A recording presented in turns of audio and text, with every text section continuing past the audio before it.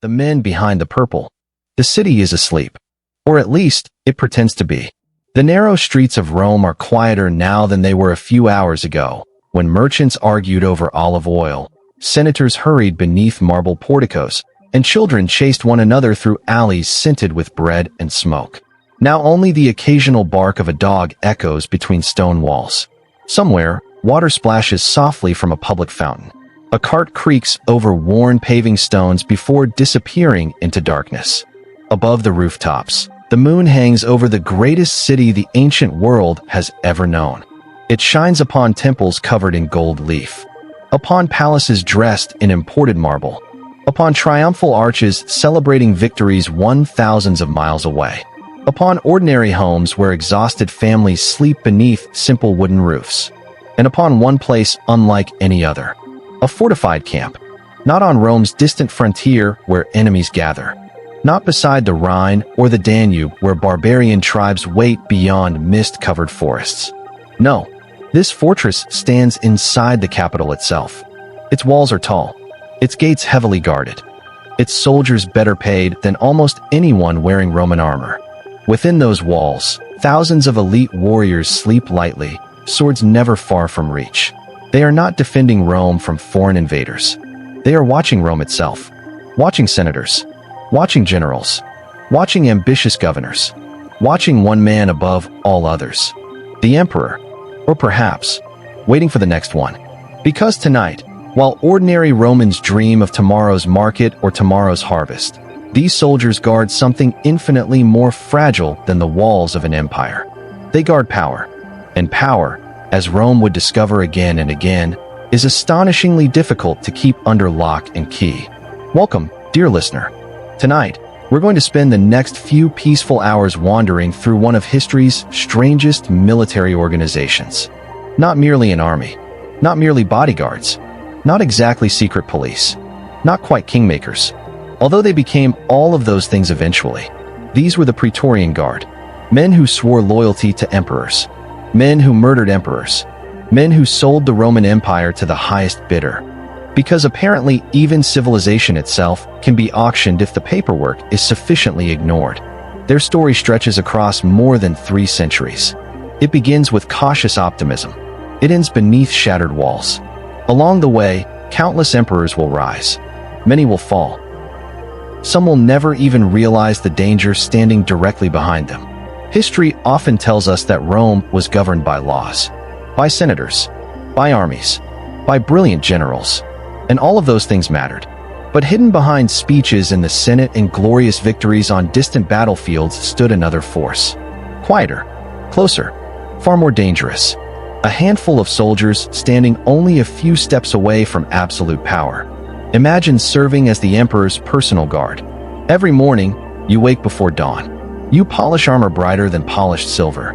You stand motionless while ambassadors arrive from Egypt, Armenia, or Britain. You accompany the ruler of the known world through crowded streets where thousands cheer his name. You hear conversations no ordinary Roman will ever hear. You learn secrets. You notice fears. You witness hesitation. You discover who smiles honestly, and who smiles because they expect someone to die before sunset. Most importantly, you know exactly where the emperor sleeps. History repeatedly demonstrates that this is information one should probably avoid sharing with ambitious people. Unfortunately for Rome, the Praetorian Guard never received that particular advice. Before we judge them too harshly, though, we should understand the world that created them. Because Rome itself was changing, rapidly, dangerously. The Roman Republic had lasted for centuries. It prided itself on rejecting kings. Romans despised monarchy, or at least they insisted they did.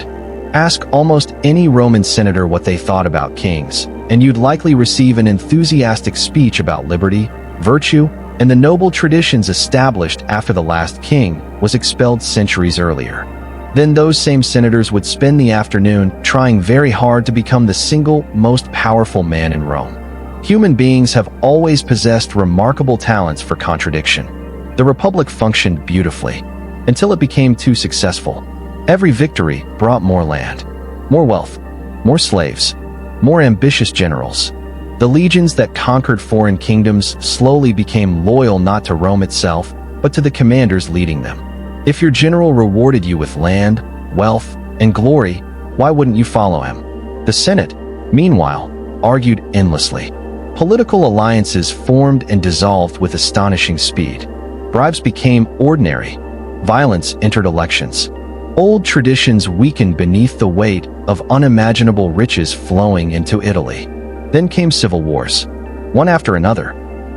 Romans fighting Romans, neighbors against neighbors, veterans marching through their own homeland carrying the same weapons once used against foreign enemies. The names still echo across history. Marius, Sulla, Pompey, Julius Caesar, Mark Antony, Octavian. Each believed he alone could save Rome. Curiously, they all required enormous armies to accomplish this noble goal. The Republic staggered beneath decades of bloodshed. When Julius Caesar crossed the Rubicon River in 49 BC, everyone understood something irreversible had begun. Civil war consumed Italy. Cities changed allegiance. Families divided.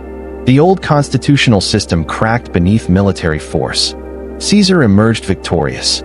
Then someone introduced him to approximately 60 senators carrying concealed daggers.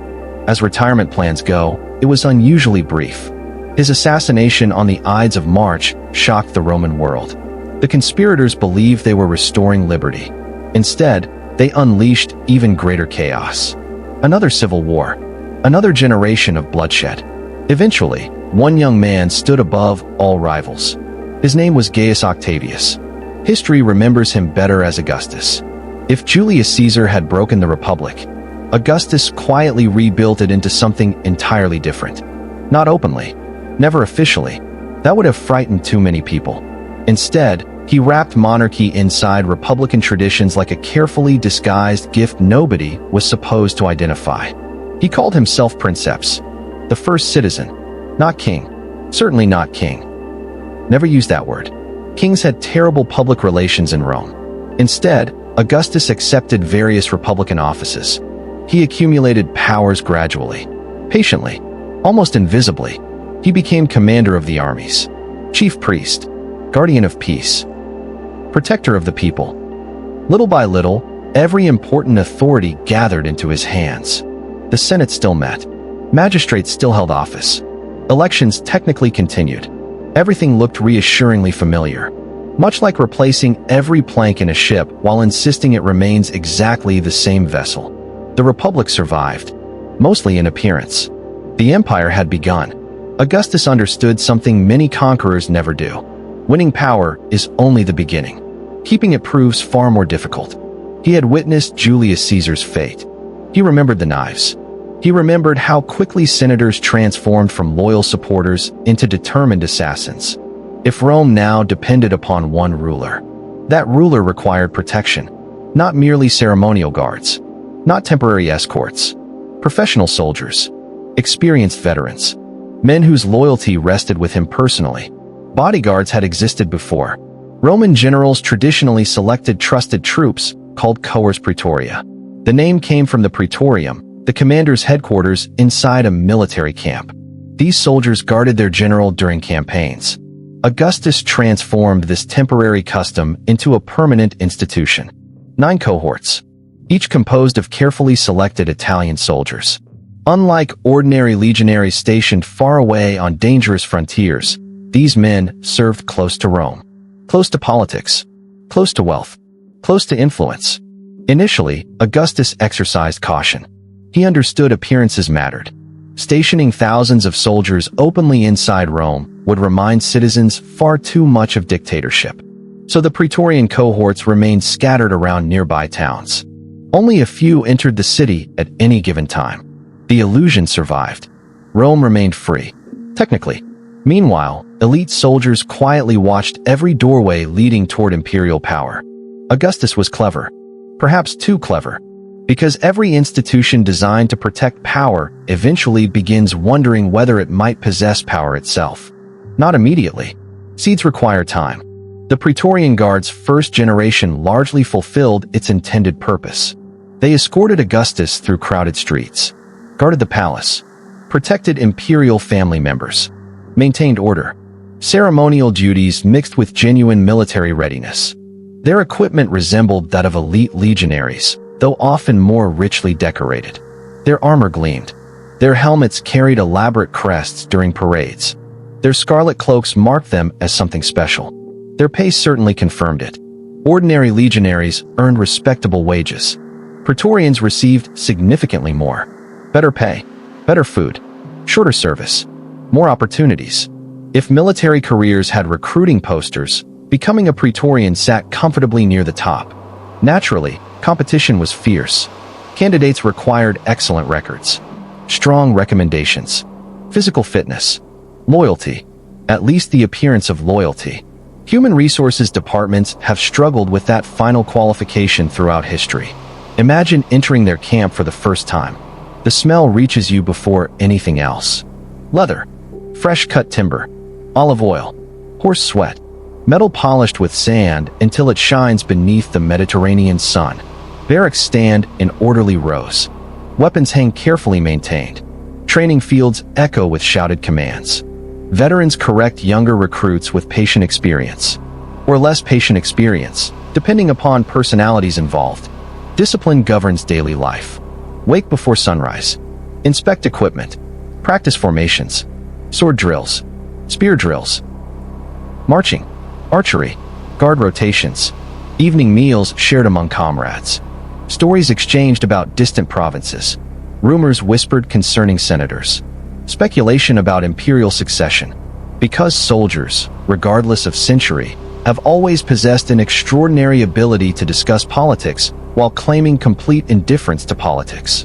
At first, few Romans viewed them with suspicion. Why should they? Every ruler needs protection. Assassination remained an occupational hazard for prominent individuals. The Guard represented stability, order, security, peace after decades of civil war. Exactly what Augustus promised. And to be fair, for many years, that promise held. Augustus ruled for more than 40 years. An astonishing achievement considering Rome's recent history. Roads expanded, trade flourished, frontiers stabilized, temples rose, poets celebrated a new golden age. Many ordinary Romans genuinely experienced greater peace than their parents had known. The Praetorian Guard contributed to that stability, standing watch, remaining vigilant, protecting one aging emperor whose careful political balancing act seemed almost miraculous. Yet beneath this calm surface, tiny cracks appeared, not obvious, not dramatic, merely possibilities. The emperor trusted the Guard. The Guard alone possessed immediate military strength near Rome. Senators possessed speeches. Governors possessed distant armies.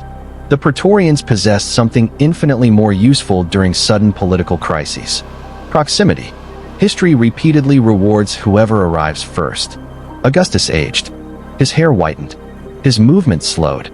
Conversations increasingly centered upon succession. Who comes next? An uncomfortable question in any monarchy. Even more uncomfortable in a monarchy pretending not to exist. Officially, Rome still rejected kings. Unofficially, everyone understood one family now stood above all others. Augustus spent years preparing successors. One after another died. Nephews, grandsons, adopted heirs, illness, accidents. Fate seemed remarkably determined to complicate imperial planning. Finally, attention settled upon Tiberius, a capable general, experienced administrator, reserved almost to the point of melancholy. He had not always been Augustus' preferred choice. History occasionally resembles an elaborate dinner party where everyone invited first mysteriously cancels. Still, Tiberius would inherit something unprecedented, an empire stretching across continents, immense wealth, extraordinary authority, and waiting faithfully beside the throne. Thousands of elite soldiers whose official duty involved protecting the emperor. No one yet imagined those same soldiers would someday decide who deserved to wear the purple robes in the first place. No one yet imagined emperors trembling not because enemies approached the city, but because footsteps echoed inside palace corridors after midnight. No one yet imagined an empire so wealthy, so sophisticated, so magnificent, would eventually find itself effectively placed up for sale by its own bodyguards. But history enjoys irony. Rome would discover that creating an elite force loyal to one ruler solves one problem beautifully, while quietly creating another that future generations must somehow survive. The first emperor had built a shield. His successors would learn that a shield held too tightly can slowly become a sword.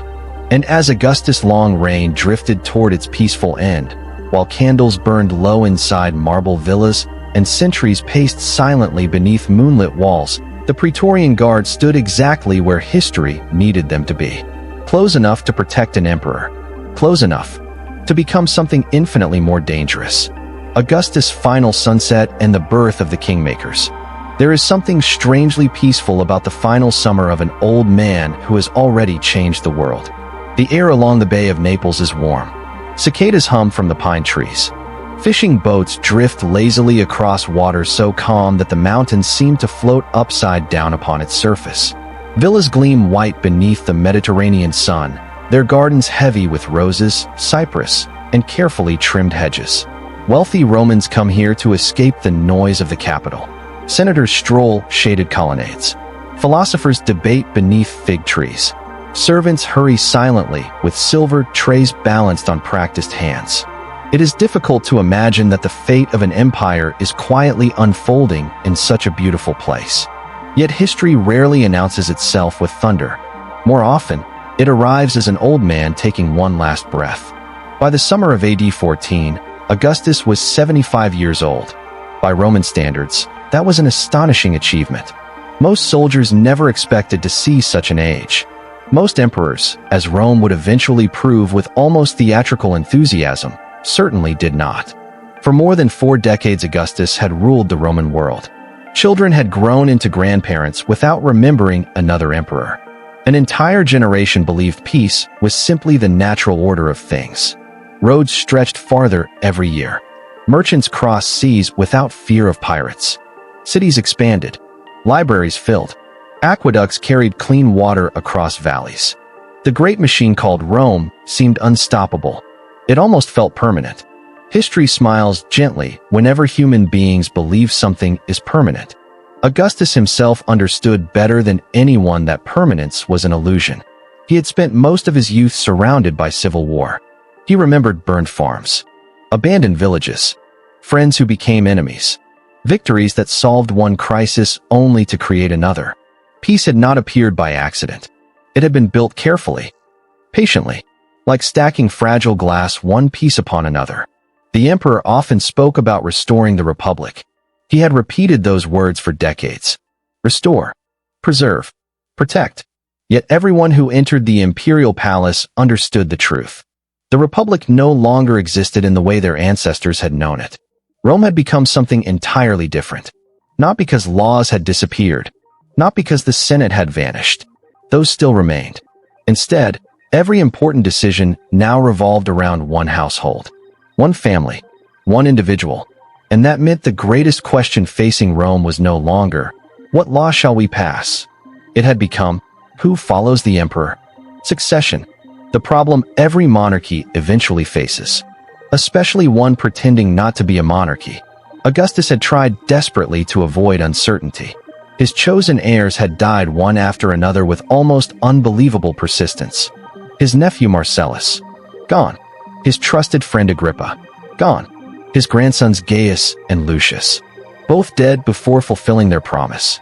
If someone had suggested the Roman gods possessed an unfortunate sense of humor, many citizens might have quietly agreed.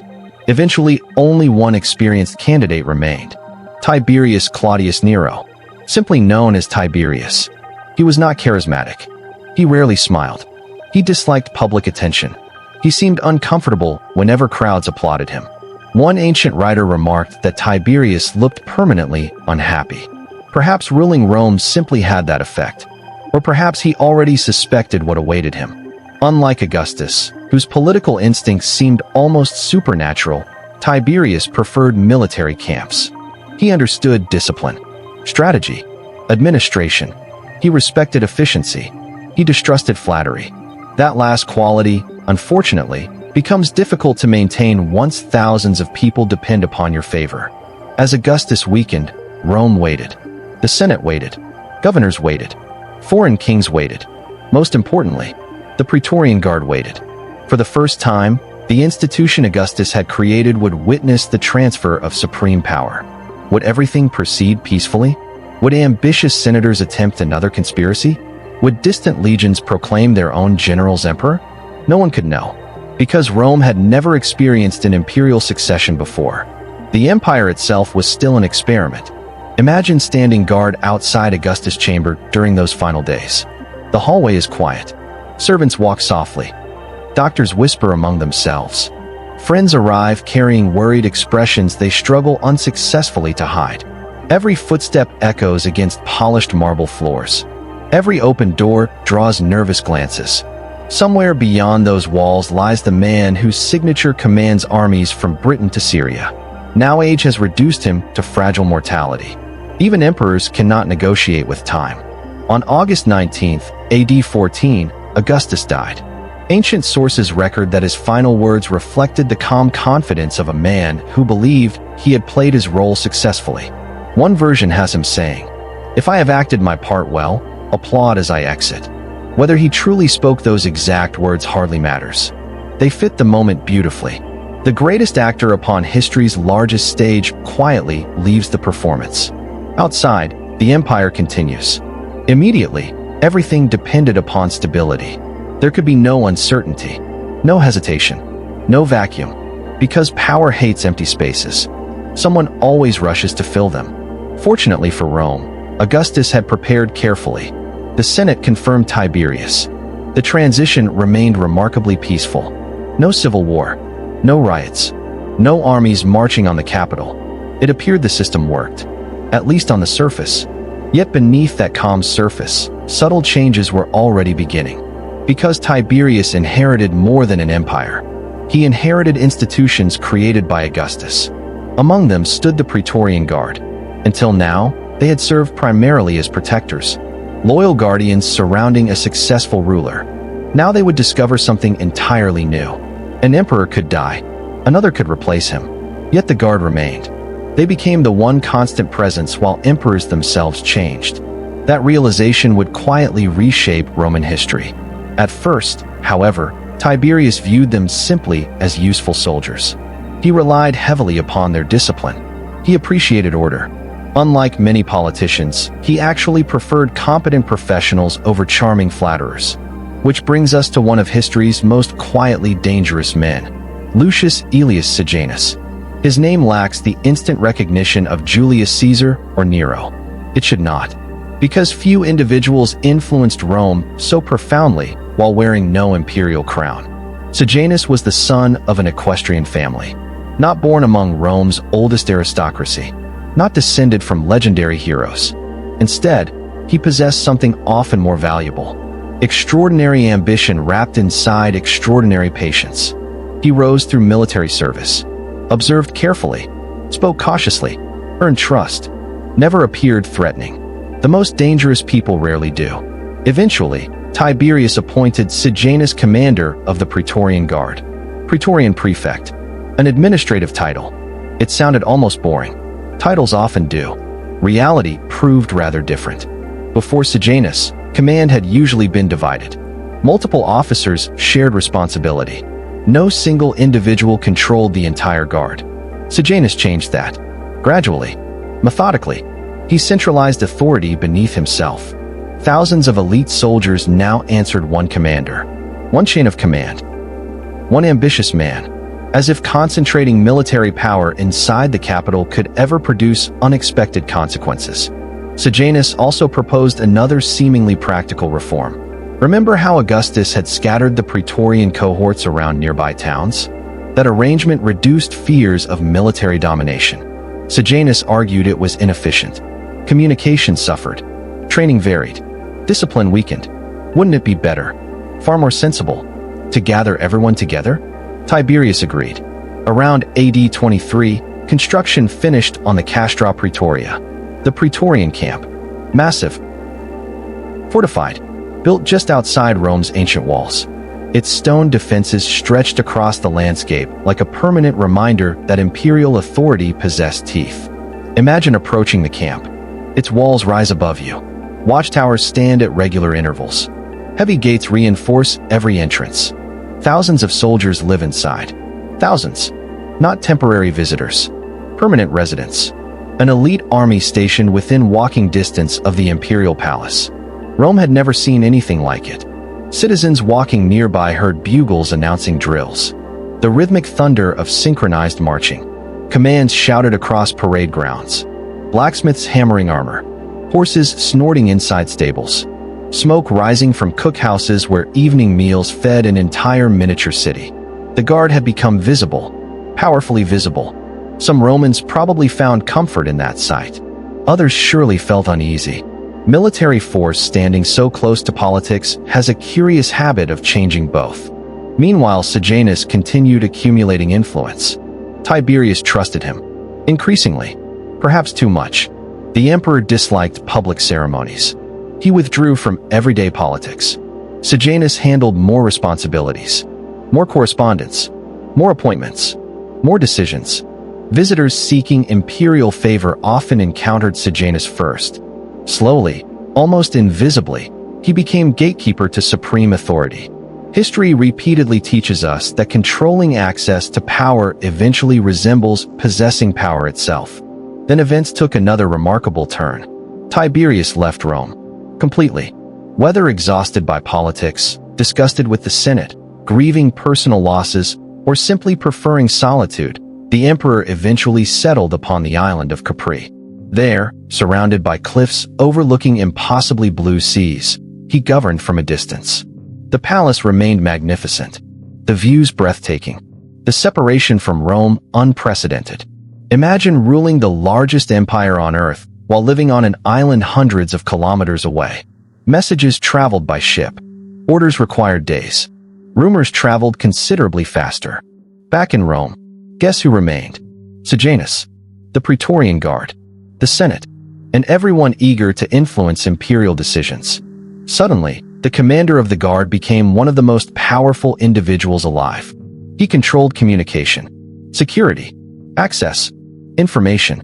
He watched senators, investigated conspiracies, recommended appointments, determined who reached the emperor's attention.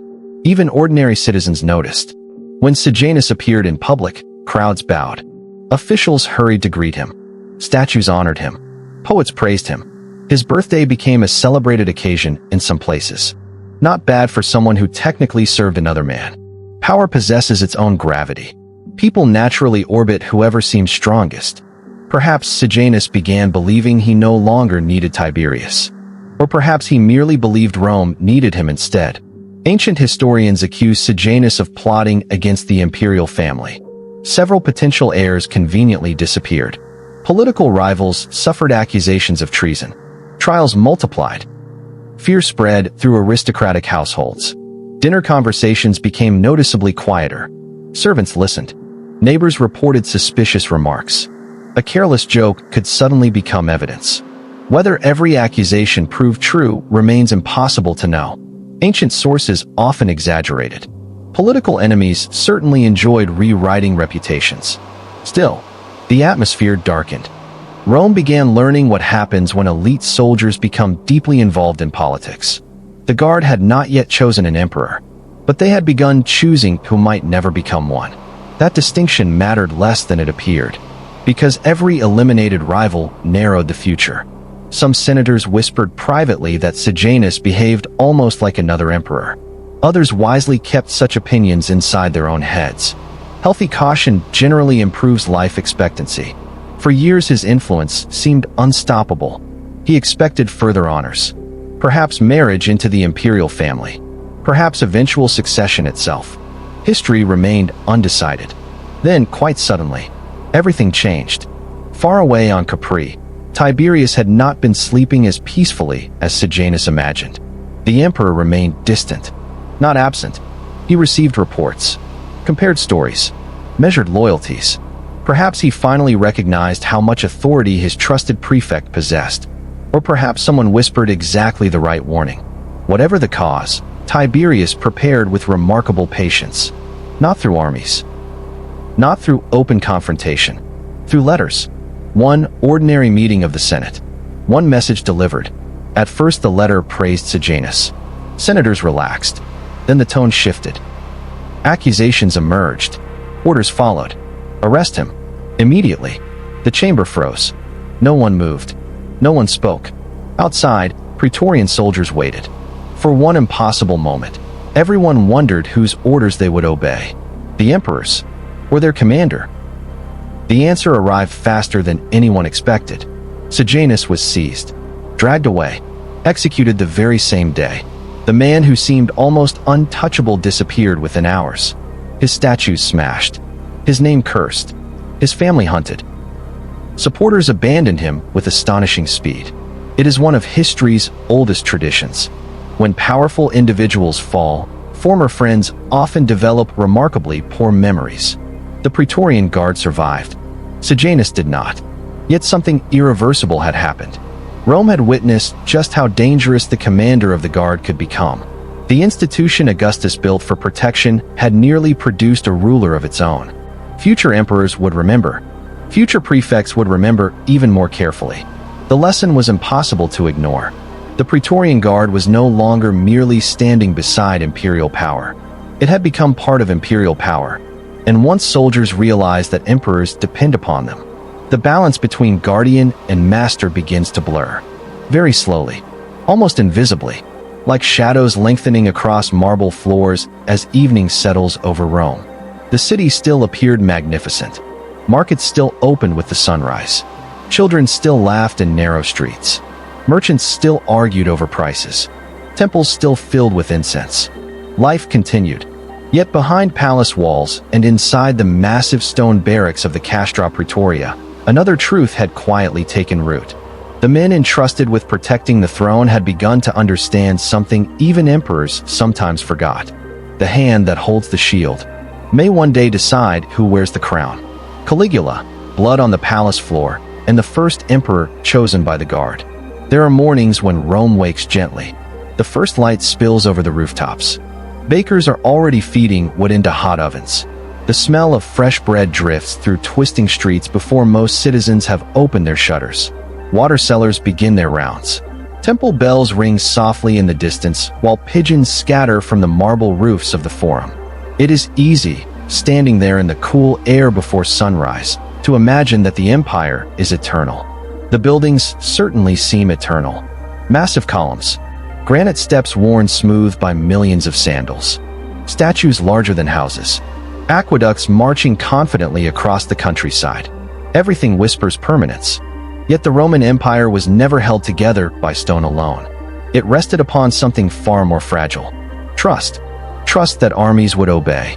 Trust that governors would remain loyal. Trust that senators would cooperate. And, perhaps most importantly, trust that the men standing closest to the emperor would continue protecting him.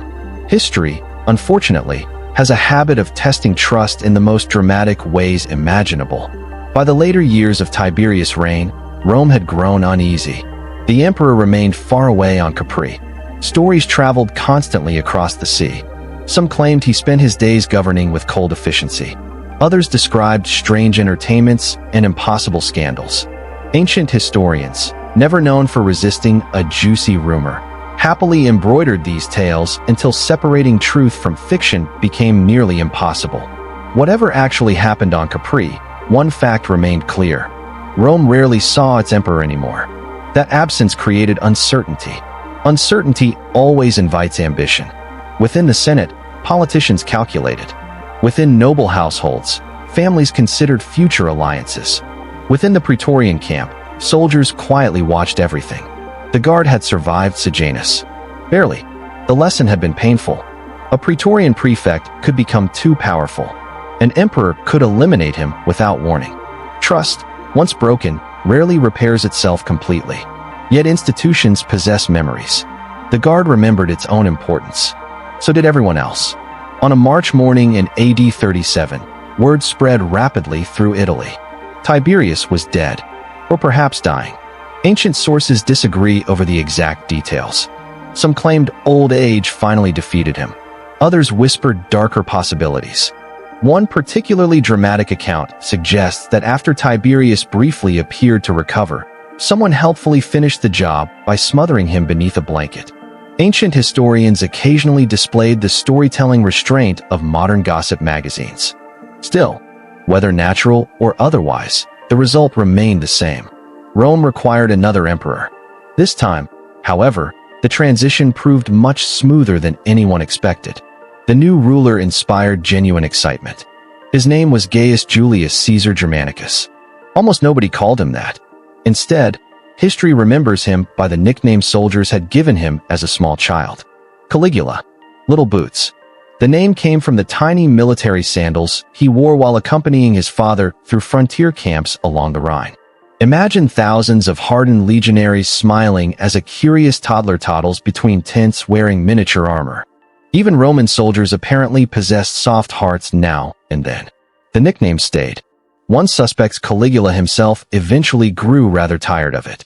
Few powerful adults enjoy being introduced by childhood pet names. Imagine world leaders forever known as Tiny Socks or Little Mittens. History can be wonderfully cruel. At first, Rome adored him. The contrast with Tiberius seemed overwhelming. Young, energetic, handsome, approachable. Crowds filled the streets celebrating his arrival. People embraced strangers.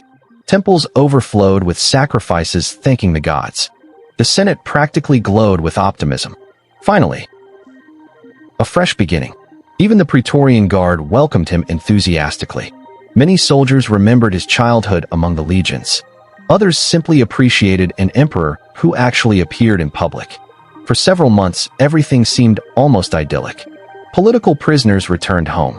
Certain unpopular taxes disappeared. Public games entertained enormous crowds. The young emperor smiled often.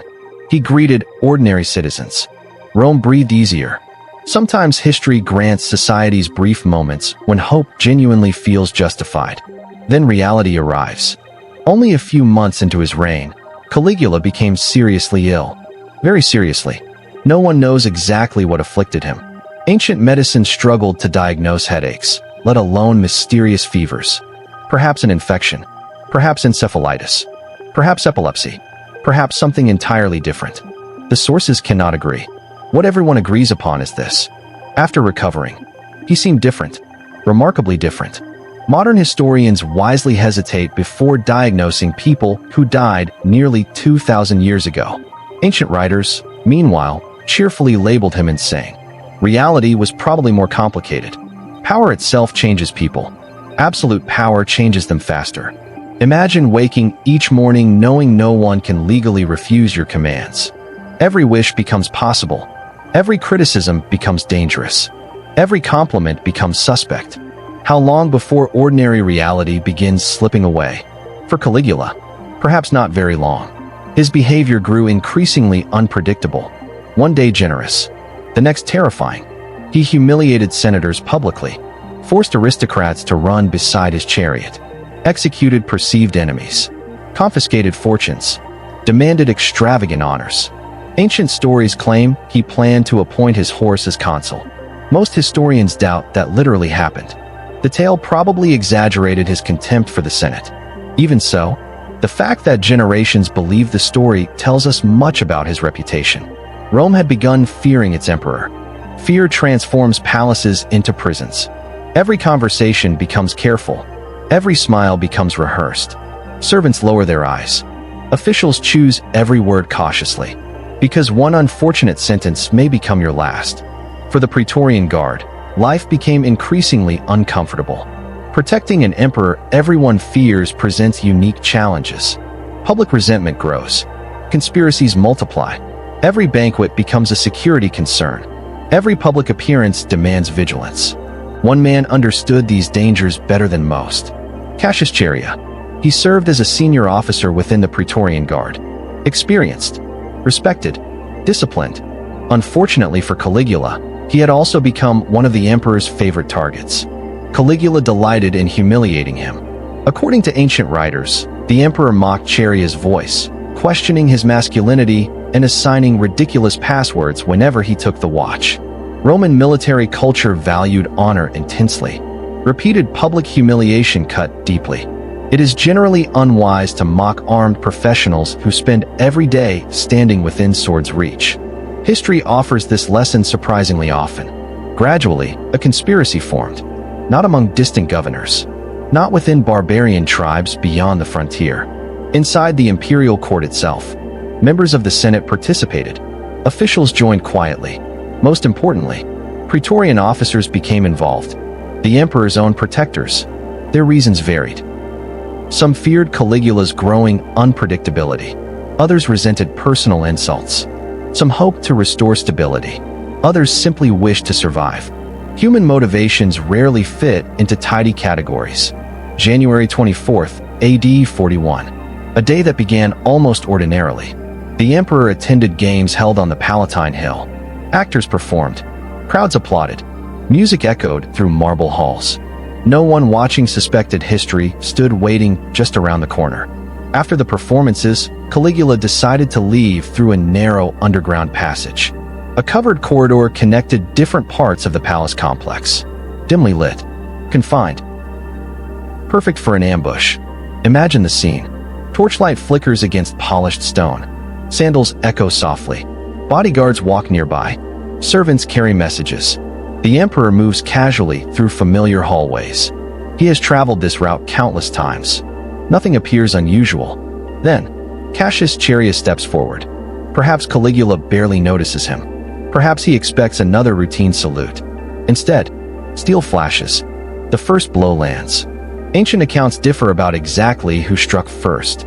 Within moments, it hardly mattered. Several conspirators rushed forward simultaneously. Swords rose and fell. The corridor exploded into confusion. Shouting, running footsteps, the sharp ring of metal against stone. Servants screaming, blood spreading rapidly across white marble floors. Caligula fought briefly, then collapsed. The emperor was 28 years old. His reign had lasted less than 4 years. The men sworn to protect him had become his executioners. The Praetorian Guard had crossed a line from which there would be no return. The conspirators believed they had saved Rome. Perhaps they imagined the Republic might somehow return. Perhaps they simply hoped for stability. The Senate certainly sensed opportunity. Excitement swept through its chambers. Could centuries-old Republican government finally be restored? Could emperors disappear forever? It was an attractive dream. Dreams often collide with reality. Because while senators debated constitutional philosophy, the Praetorian Guard acted. Immediately. Practical soldiers rarely wait for political theory to resolve itself. Chaos consumed the palace. Servants fled. Officials hid. Members of the imperial household scattered in terror. Nobody knew who controlled Rome. Inside the sprawling palace complex, frightened voices echoed through endless corridors. Somewhere amid the confusion, one terrified man concealed himself behind a curtain. Literally. His name was Claudius. He was Caligula's uncle. For most of his life, nobody had considered him serious imperial material. He limped. He stammered. He drooled slightly when nervous. Many relatives assumed physical disabilities indicated intellectual weakness. They were profoundly mistaken. Claudius had survived precisely because people underestimated him. While ambitious family members murdered one another pursuing power, he quietly studied history, collected books, wrote scholarly works, observed everything. Survival can be an excellent education. Imagine him now, an elderly scholar pressed silently behind heavy curtains. Outside, boots thunder across marble floors. Shouts grow louder. Someone has murdered the emperor. Anyone related to the imperial family may soon share his fate. He scarcely dares breathe. Then, the curtain moves. A Praetorian soldier notices trembling feet beneath the fabric. For one long moment, both men simply stare at each other. History balances on that single glance. The soldier recognizes Claudius. What happens next remains one of the most extraordinary moments in Roman history. Instead of killing him, the Praetorian kneels. He salutes. "Hail, Emperor!" Others quickly join him. Within minutes, Claudius finds himself surrounded, not as a prisoner, but as Rome's new ruler. The guard escorts him from the palace to the safety of the Praetorian camp. Not the Senate, not the Forum, not the Temple of Jupiter. Straight to the barracks. That journey quietly changes the Roman Empire forever. Think carefully about what has just happened. No election, no vote, no civil war, no formal succession. A group of elite soldiers found a frightened member of the imperial family. and declared him emperor. Only afterward did everyone else adjust to reality. The Senate protested. Briefly, some senators discussed restoring the republic. Others hesitated. Still others waited to see which way events developed. Meanwhile, Claudius sat safely inside the Praetorian camp. Thousands of heavily armed soldiers surrounded him. Political theory becomes considerably less persuasive when someone else possesses all the swords. Eventually, the Senate accepted the inevitable. Claudius became emperor. Rome continued. The Republic remained a memory. The Praetorian Guard received generous rewards. Very generous. Claudius understood exactly who had placed the imperial purple upon his shoulders. He granted each guardsman an enormous cash bonus. A donative. A gift celebrating his accession.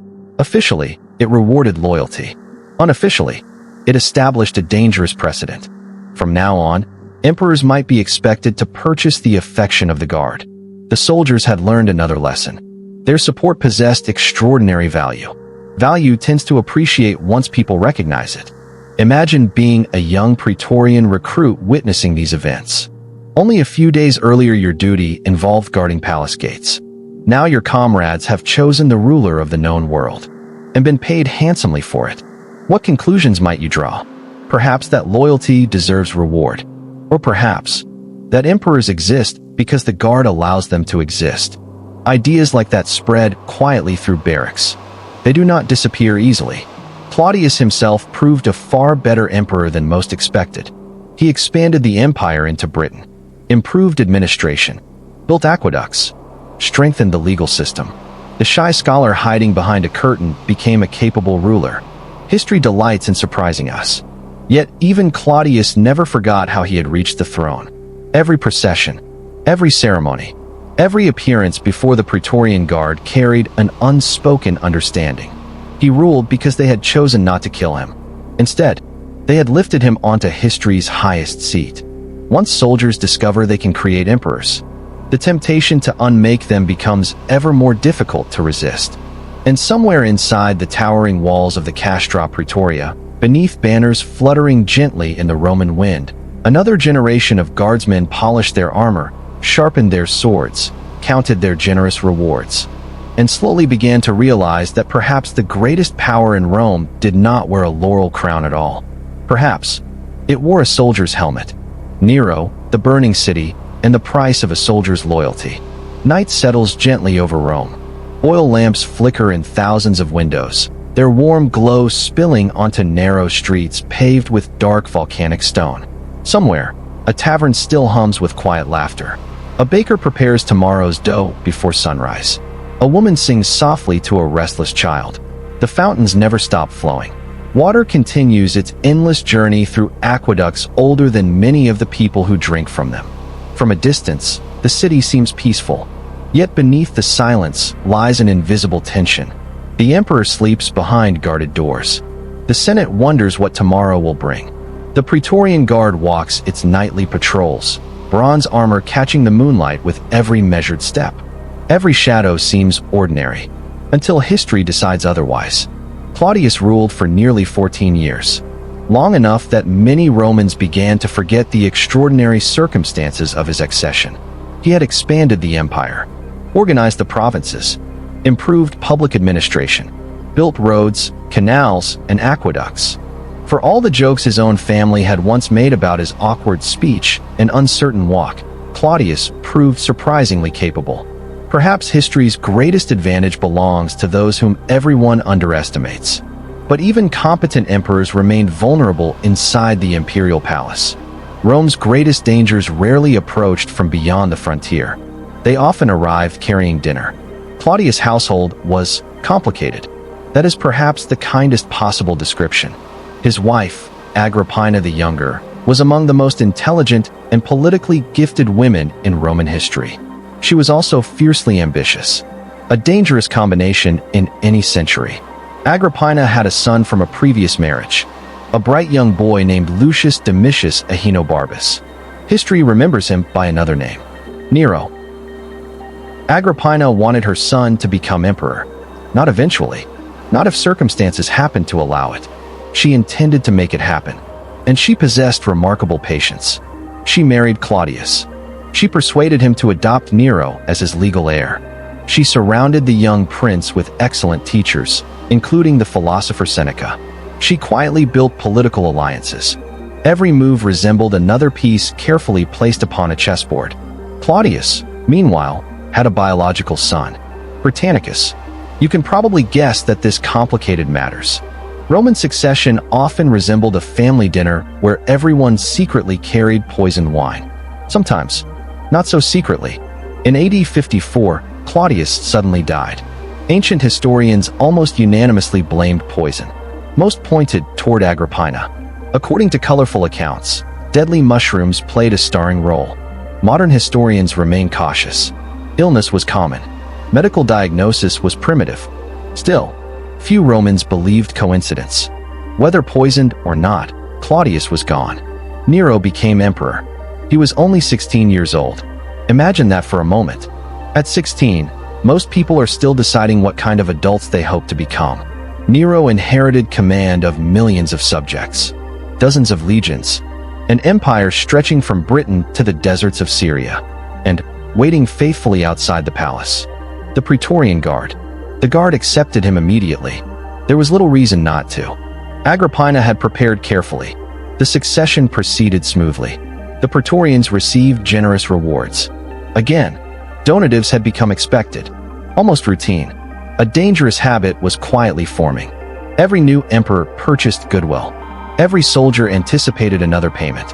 What begins as gratitude slowly transforms into entitlement. Neither side notices immediately, but both become trapped by expectation.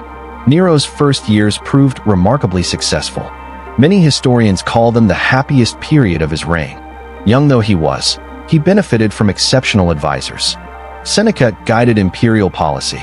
The experienced commander Burrus led the Praetorian Guard. Together they balanced Nero's youth with wisdom. Taxes remained reasonable. Justice improved. Corruption declined. The Senate appreciated being consulted. Ordinary Romans generally approved. For a brief moment, everything worked. One almost wishes the story could end there. History, unfortunately, rarely settles for happy endings after only a few chapters. Burrus deserves our attention. As prefect of the Praetorian Guard, he represented exactly the kind of commander Augustus might have hoped for generations earlier. Disciplined, professional, loyal. He understood that the Guard existed to stabilize the empire, not dominate it. His relationship with Nero remained respectful without becoming submissive. More importantly, Nero trusted him. Trust between emperor and Praetorian commander could mean the difference between stability and catastrophe. For several years, Burrus successfully kept that balance. His soldiers remained disciplined. The Guard stayed largely out of politics. Rome enjoyed peace. Yet even the strongest foundations can crack when pressure slowly increases. As Nero grew older, he also grew more confident, then more independent, then more suspicious. Power has a peculiar effect upon lonely people. Every disagreement begins looking like betrayal. Every criticism feels like conspiracy. Every honest advisor becomes uncomfortable. Every flatterer becomes irresistible. Gradually, Nero drifted away from Seneca, away from Burrus, toward those willing to tell him exactly what he wanted to hear. This is rarely a promising development for governments, or friendships, or almost anything else. Meanwhile, Agrippina discovered that creating an emperor differs greatly from controlling one. She expected influence. Nero increasingly resisted. Arguments multiplied. The imperial palace became a battlefield fought with whispered conversations rather than swords. Eventually, mother and son regarded one another almost as political rivals. Ancient writers describe astonishing confrontations. Agrippina reportedly threatened to support Pertinax instead. Pertinax, unfortunately, died shortly afterward during a banquet. Poison again entered Roman history, as it often seemed to do.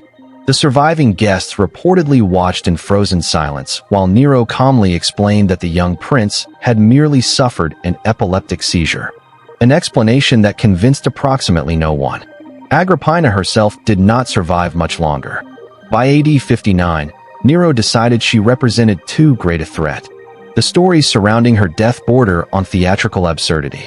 One plan allegedly involved a specially constructed boat designed to collapse at sea.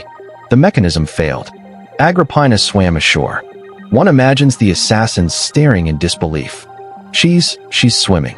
History occasionally displays a remarkably dark sense of comedy.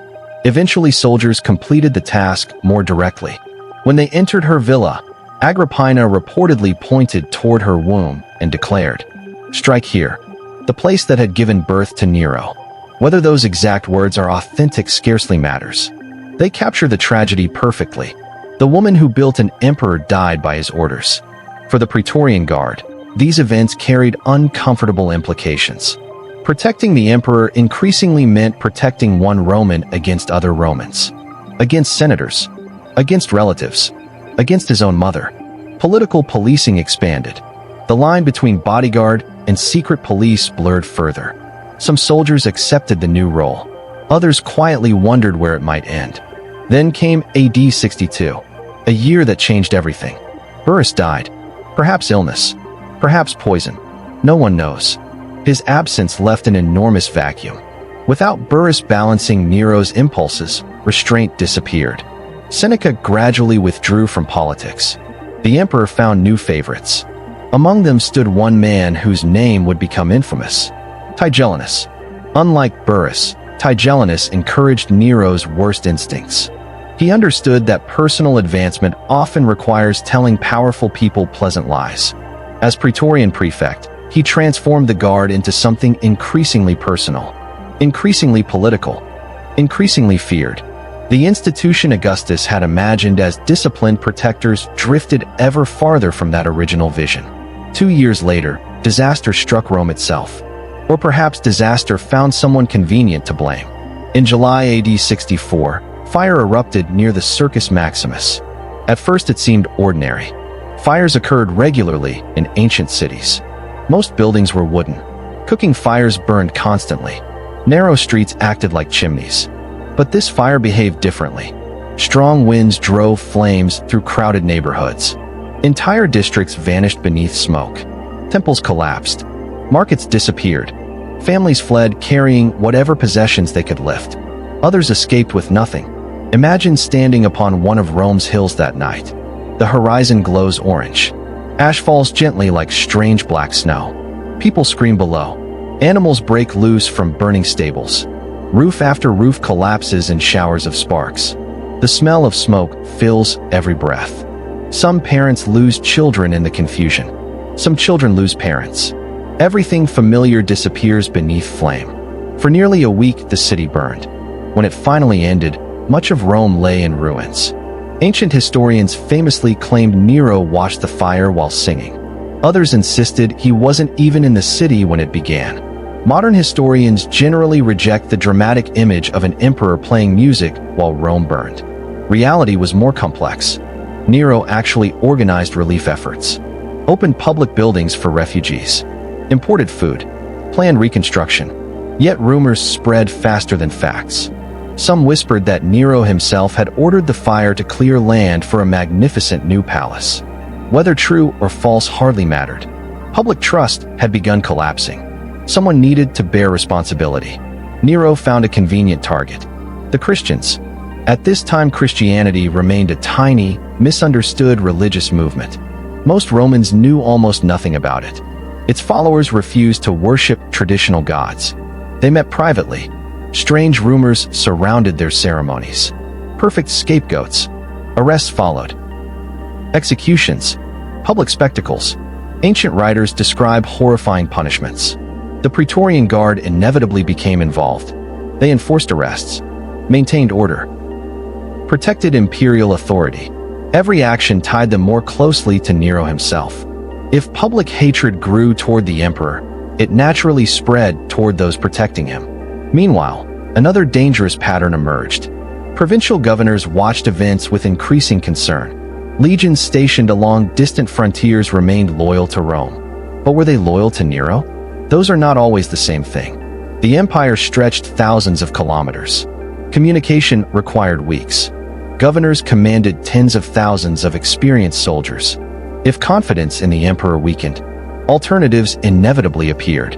Within Rome, The Praetorian Guard still protected Nero. Outside Rome, other armies quietly reconsidered their loyalties. The balance Augustus had carefully designed was beginning to fracture. By the late 60s AD, conspiracies multiplied. One of the most famous became known as the Pisonian conspiracy.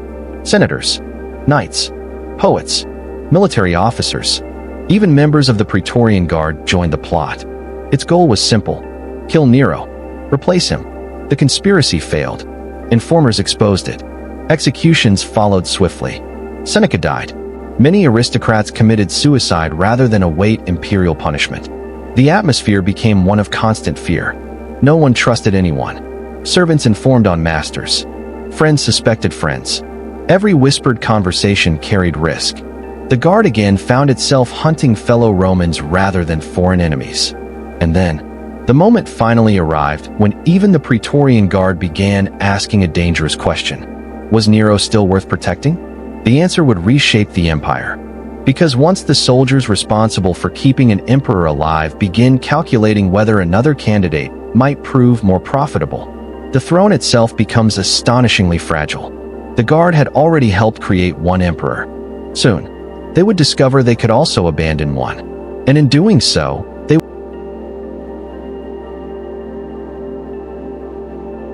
the year of 4 emperors, when the Guard learned it could make and break Rome. The first rumors arrived quietly, not with the clash of swords, not with trumpets echoing through the forum, only with whispers. A merchant returning from Gaul mentions unrest among the legions. A courier from Hispania seems unusually nervous.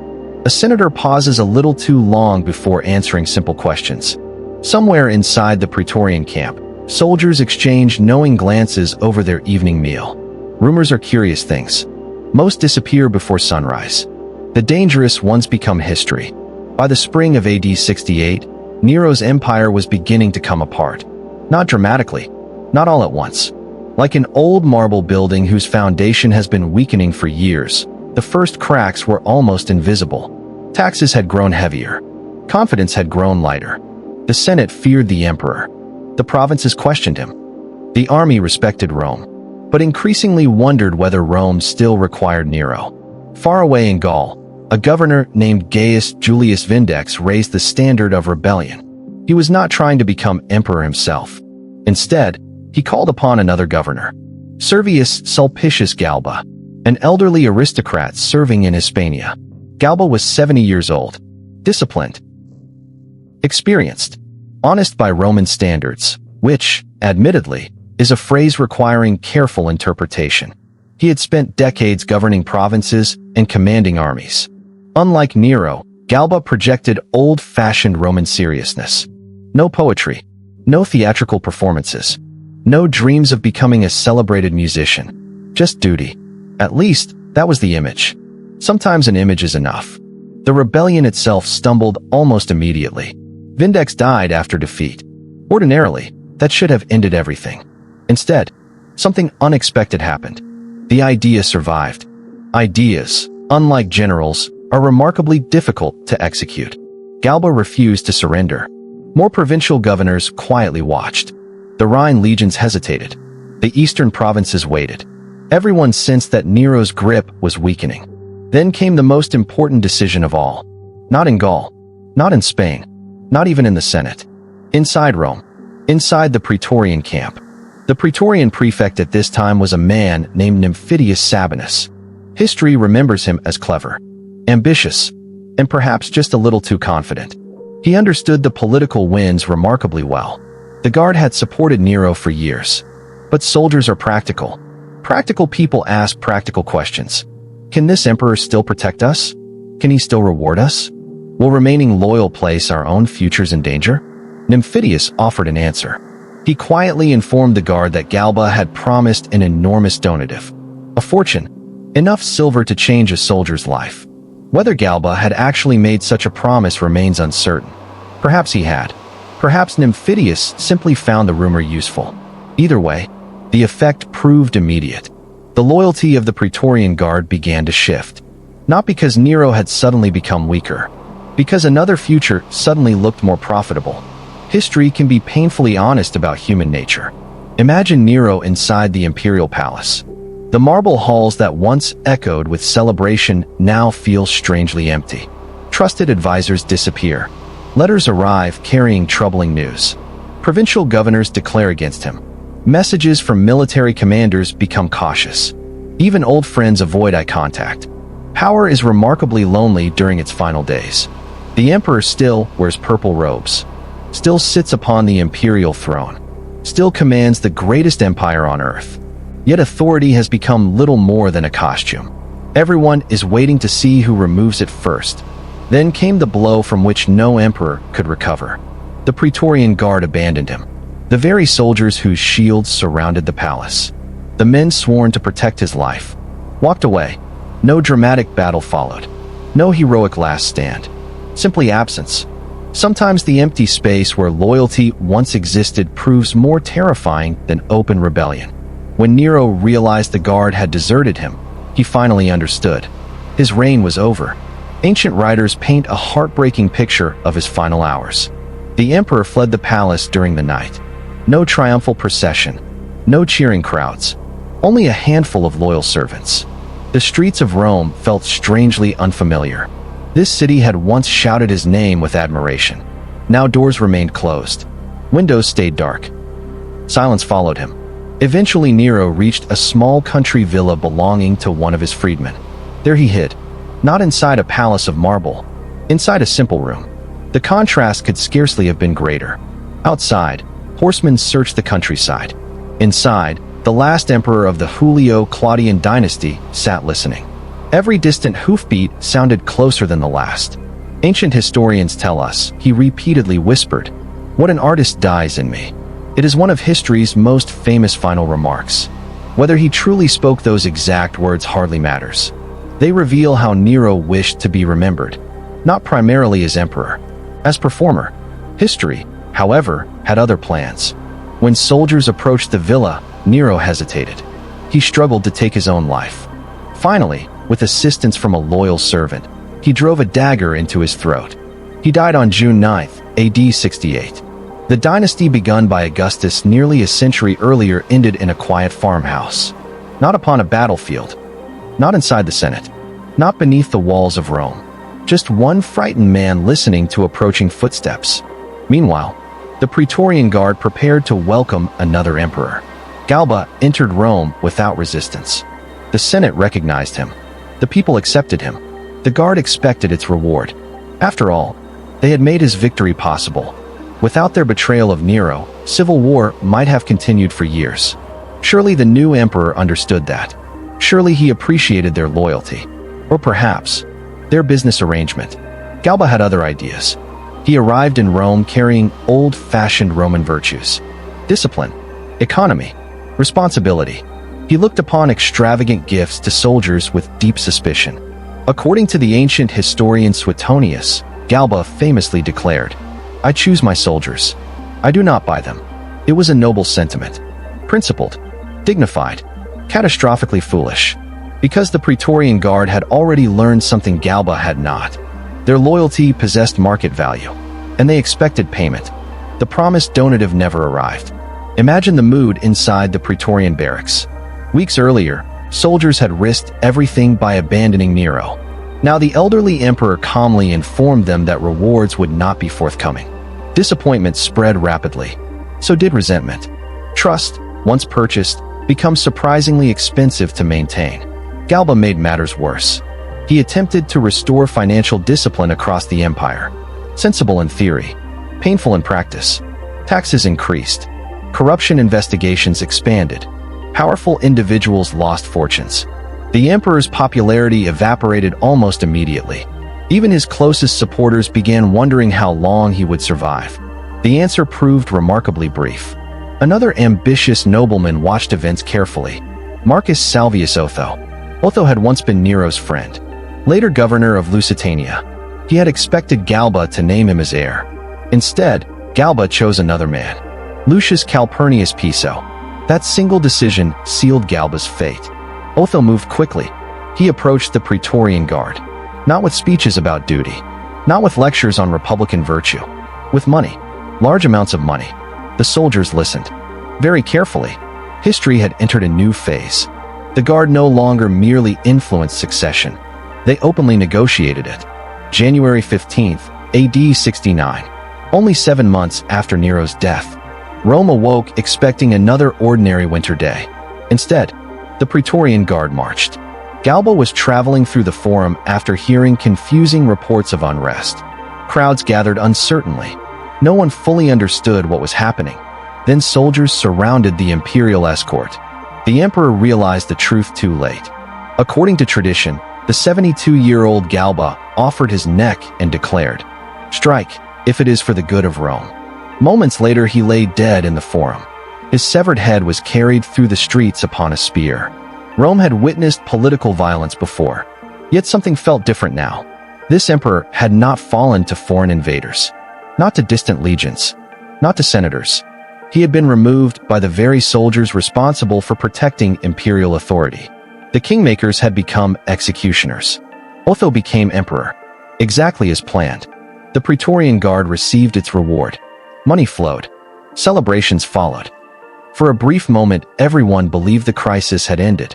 They were wonderfully optimistic. Unfortunately, the empire contained more armies than the Praetorian Guard. Far away along the Rhine frontier, powerful legions refused to recognize Otho.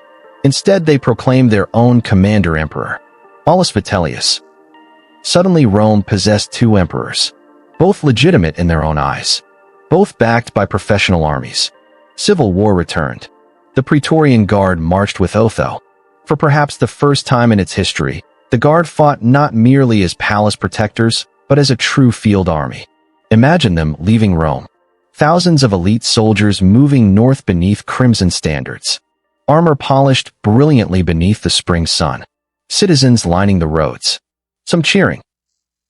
Others silently watching. Everyone remembering the last civil wars described by their grandparents. The Praetorians had excellent equipment, excellent training, yet many lacked extensive battlefield experience. For decades, their primary duty had centered upon security rather than campaigning. The Rhine legions facing them represented something different. Hardened frontier veterans, men accustomed to fighting Germanic tribes year after year. Experience matters, especially in battle. The two armies met near Bedriacum in northern Italy. The fighting proved savage. Dust filled the air. Standards disappeared inside the confusion. Commands became impossible to hear above the roar of thousands of men struggling for survival. The Praetorian Guard fought bravely. Ancient historians praise their courage repeatedly. But courage alone cannot always overcome experience. Otho's forces were defeated. News reached the emperor quickly. His advisors urged him to continue the war. Fresh reinforcements remained available. Another battle was possible. Otho refused. Too many Romans had already died. Rather than prolong civil war, he chose suicide. His reign had lasted only 3 months. Even ancient historians, often critical of emperors, admired this final decision. In death, Otho displayed the dignity many believed he had lacked in life.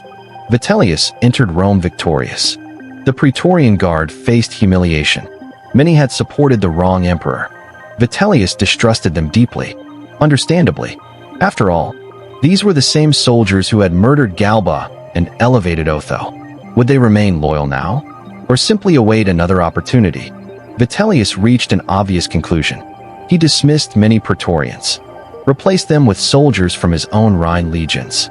It seemed sensible, yet it created thousands of angry, unemployed elite soldiers inside Italy. History generally discourages that sort of personnel decision. Even before Vitellius settled comfortably upon the throne, another challenge emerged. In the eastern provinces, powerful legions proclaimed yet another emperor, Titus Flavius Vespasianus, known simply as Vespasian, an experienced general campaigning in Judea. Calm, practical, almost 60 years old. Unlike Nero, he cared little for artistic performance. Unlike Galba, he understood soldiers. Unlike Otho, he possessed vast military support before claiming the throne. The empire now had 3 rival claimants within a single year. Rome itself scarcely knew whom to obey. Citizens continued shopping in the markets. Children continued attending lessons. Life somehow carried on. Yet beneath every ordinary conversation lurked extraordinary uncertainty. Who rules tomorrow? Who survives next week? Who controls the empire? The answer would arrive in blood. Again, because the Praetorian Guard had discovered its greatest strength. It could raise emperors. It had not yet discovered its greatest weakness. Other armies could do exactly the same. And when multiple armies each choose their own emperor, the Roman world begins tearing itself apart. Vespasian restores order, but the Guard never forgets. Winter came early to Rome in the closing months of AD 69. Cold rain washed the dust from the Forum. The marble temples glistened beneath dark clouds, their white stone reflecting pools of gray water. The great bronze statues that had watched generations of triumphs now looked strangely lonely beneath the overcast sky. Citizens hurried through the streets with their cloaks pulled tightly around their shoulders. Shopkeepers whispered instead of shouted. The city had grown tired. Not physically, spiritually. In little more than a year, Rome had buried four emperors: Galba, Otho, Vitellius, and now, another army was marching toward the capital. It must have seemed, for ordinary Romans, as though the gods themselves had become hopelessly indecisive. Far away in the eastern provinces, Vespasian had never intended to become emperor, or at least not openly. He had spent most of his career doing what Rome expected of a competent general: campaigning, building roads, collecting taxes, maintaining discipline. Unlike many ambitious aristocrats, he possessed little theatrical charm. He did not write poetry. He did not claim divine inspiration. He was practical, solid, reliable. If emperors were household furniture, Vespasian would have been a remarkably sturdy oak table. Not glamorous, almost impossible to break. Perhaps that was exactly what Rome needed. While Vespasian remained in Egypt securing grain supplies, the true lifeblood of Rome, his supporters advanced through Italy. Leading them was a determined commander named Antonius Primus. His soldiers marched rapidly northward. Vitellius hurried to organize resistance. The former Rhine commander still possessed loyal troops. More importantly, he still controlled Rome, at least for the moment. Inside the city, uncertainty spread like smoke. Senators quietly prepared speeches praising whichever emperor survived. Merchants hid valuable goods. Families stocked food. Nobody knew how long the fighting might last. The Praetorian Guard, now reorganized by Vitellius, watched events nervously. Many remembered supporting previous emperors. Would history punish them again? The decisive battle came near Cremona. Ironically, on almost the same ground where Otho had already lost earlier that year. History occasionally enjoys recycling locations. The fighting lasted through the night. Imagine thousands of soldiers struggling in darkness. Rain-soaking shields, mud pulling at sandals, torchlight flickering across helmets stained with blood and earth, commands disappearing into chaos. No one could see more than a few steps ahead. Every shadow might conceal friend or enemy. By dawn, Vespasian's supporters stood victorious. Vitellius still occupied Rome, but everyone understood the outcome. The empire had chosen again, or rather, the strongest army had. News reached the capital quickly. Fear arrived even faster. Vitellius briefly considered surrender, then changed his mind, then reconsidered, then hesitated again. Power is remarkably difficult to release once it has settled comfortably into one's hands. Eventually, violence became unavoidable. Vespasian's forces entered Rome. What followed shocked even citizens accustomed to civil war. Street fighting erupted around the capital. Temples burned. Homes collapsed. Smoke rolled above the Forum. Roman soldiers killed Roman soldiers beneath the very monuments celebrating Rome's victories over foreigners. One cannot help noticing the irony. The empire had conquered the Mediterranean. Now it struggled to conquer itself. Vitellius attempted to hide. He was discovered. Dragged through the streets. Mocked by the crowds. Ancient historians describe a deeply humiliating procession. The emperor who had ruled the world only weeks earlier now stumbled barefoot through mud and broken stone. Children reportedly laughed. Adults threw insults. No throne feels more fragile than one remembered only yesterday. Eventually, he reached the Gemonian stairs, an infamous execution site. There he was killed. His body was thrown into the Tiber. His reign had lasted 8 months. The year of 4 emperors was finally over. Though many Romans probably suspected history might simply produce a 5th. When Vespasian eventually entered Rome, he inherited something deeply damaged. Not merely burned buildings. Not merely empty treasuries. Trust itself had become exhausted. The Senate distrusted the armies. The armies distrusted the Senate. The Praetorian Guard distrusted almost everyone. And ordinary Romans wondered whether emperors now changed with the seasons. Vespasian understood something essential.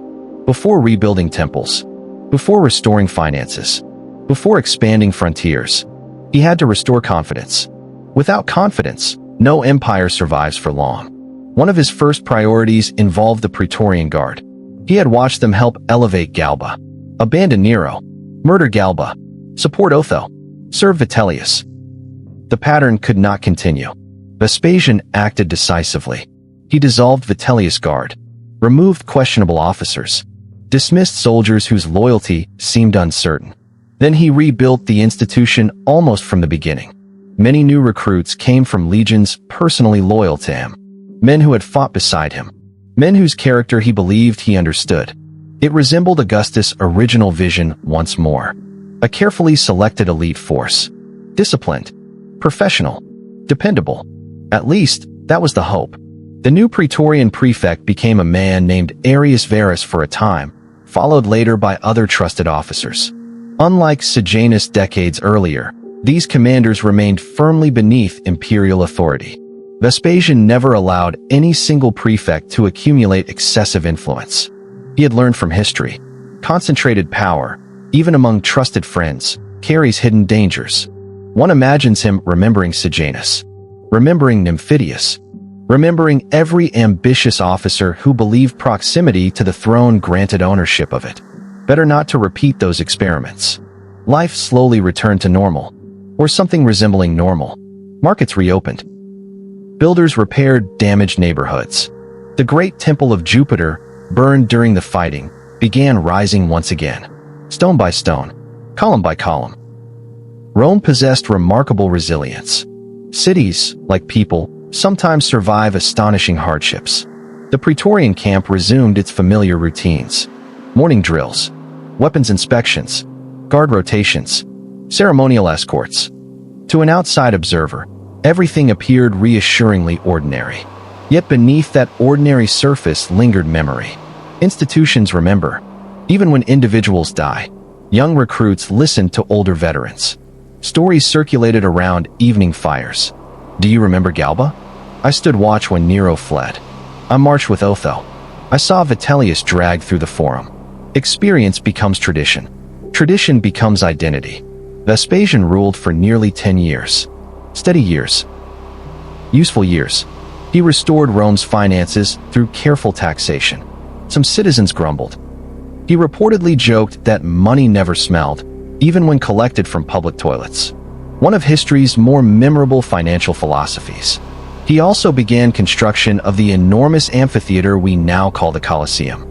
Built partly with wealth captured after the Jewish War, its foundations literally rested upon imperial victory. For ordinary Romans, entertainment returned. For soldiers, discipline returned. For senators, predictability returned. Sometimes stability itself feels like luxury. The Praetorian Guard benefited as well. Regular pay resumed. Prestige remained high. Service within the Guard once again represented one of the finest military careers available. Young men from respectable Italian families competed eagerly for selection. They trained relentlessly, maintained immaculate equipment, learned ceremonial precision alongside battlefield skills. To visitors entering Rome, the Praetorians projected confidence. Magnificent helmets, bright breastplates, scarlet cloaks, perfect marching formations. Everything Augustus had hoped they would symbolize. Order, authority, security. Appearances, however, can be wonderfully deceptive.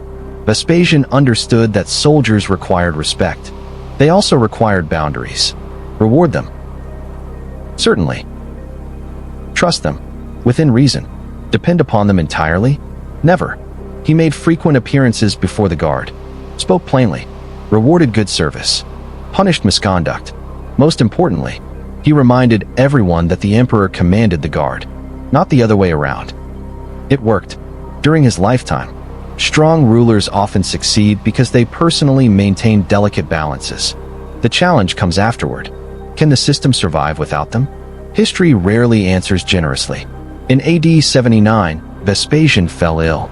Unlike Nero, unlike Galba, unlike Vitellius, his final days carried little political drama. Ancient writers preserve one wonderfully human remark. Feeling death approaching, Vespasian supposedly smiled and said, "Oh dear, I think I am becoming a god." Roman emperors were often deified after death. Even facing mortality, he found room for dry humor. Then he reportedly insisted on standing. An emperor, he declared, should die standing. Whether literally true or polished by later storytellers, the image feels appropriate. Practical until the end. He died peacefully. No assassins. No conspiracies. No Praetorian blades. Just old age. A rarity among Roman emperors. His eldest son Titus succeeded him smoothly. The Praetorian Guard accepted the transition without hesitation. That alone represented remarkable progress. Perhaps Vespasian had truly restored stability. Perhaps the dangerous years had finally ended. For a moment, it seemed possible. Titus himself had earned widespread respect. He had commanded Roman forces during the siege of Jerusalem. He possessed military credibility, political experience, personal charm. Romans admired him. The Guard admired him. Hope returned once more. Yet history, patient as ever, continued watching. Because beneath polished armor and disciplined formations, beneath orderly ceremonies and loyal salutes, one uncomfortable truth remained unchanged. The Praetorian Guard still stood closer to the emperor than anyone else in the empire. Closer than senators. Closer than governors. Closer even than family. They still controlled access. Still carried swords inside the palace. Still possessed the power to save an emperor. Or leave him utterly alone. Vespasian had restored discipline. He had not erased opportunity. And opportunity, given enough time, has a curious habit of awakening ambition once again. The Guard waited. Rome prospered. The empire entered what many historians would later call one of its happiest ages. Yet somewhere beyond the peaceful facade, beneath the quiet rhythm of boots echoing across the parade ground of the Castra Praetoria, history was already preparing another lesson. One that would remind Rome that even during its golden years, power never truly sleeps. Rome's golden age and the quiet growth of the Guard's power. There is a peculiar beauty to an empire at peace. Not the noisy peace that follows victory, when trumpets still echo across the countryside and generals parade through triumphal arches. A quieter peace. The kind that settles over ordinary lives. The baker knows flour will arrive tomorrow. The merchant trusts the roads. The farmer believes he will harvest what he plants. Children are born into a world where war feels like something their grandparents talk about rather than something waiting just beyond the horizon. For Rome, the late 1st and early 2nd centuries after Christ became something close to that dream. The empire stretched farther than ever before. Its frontiers held. Its cities prospered. Its roads carried merchants instead of refugees. Its harbors overflowed with grain ships from Egypt, wine from Gaul, olive oil from Hispania, silk from distant Asia, spices from Arabia, amber from the Baltic, and marble from Greece. It must have seemed impossible that such a vast machine could ever stop turning.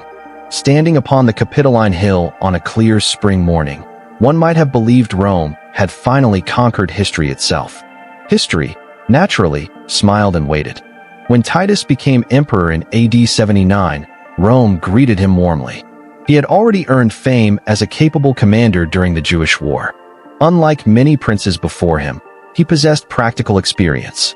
Soldiers respected him. Senators trusted him. Ordinary citizens admired him. His reign, though tragically brief, became remembered with unusual affection. Almost immediately, however, fate challenged him. Only months after taking the throne, Mount Vesuvius erupted. The mountain overlooking the Bay of Naples exploded with unimaginable violence. Ash rose so high into the sky that ancient witnesses believed the heavens themselves had caught fire.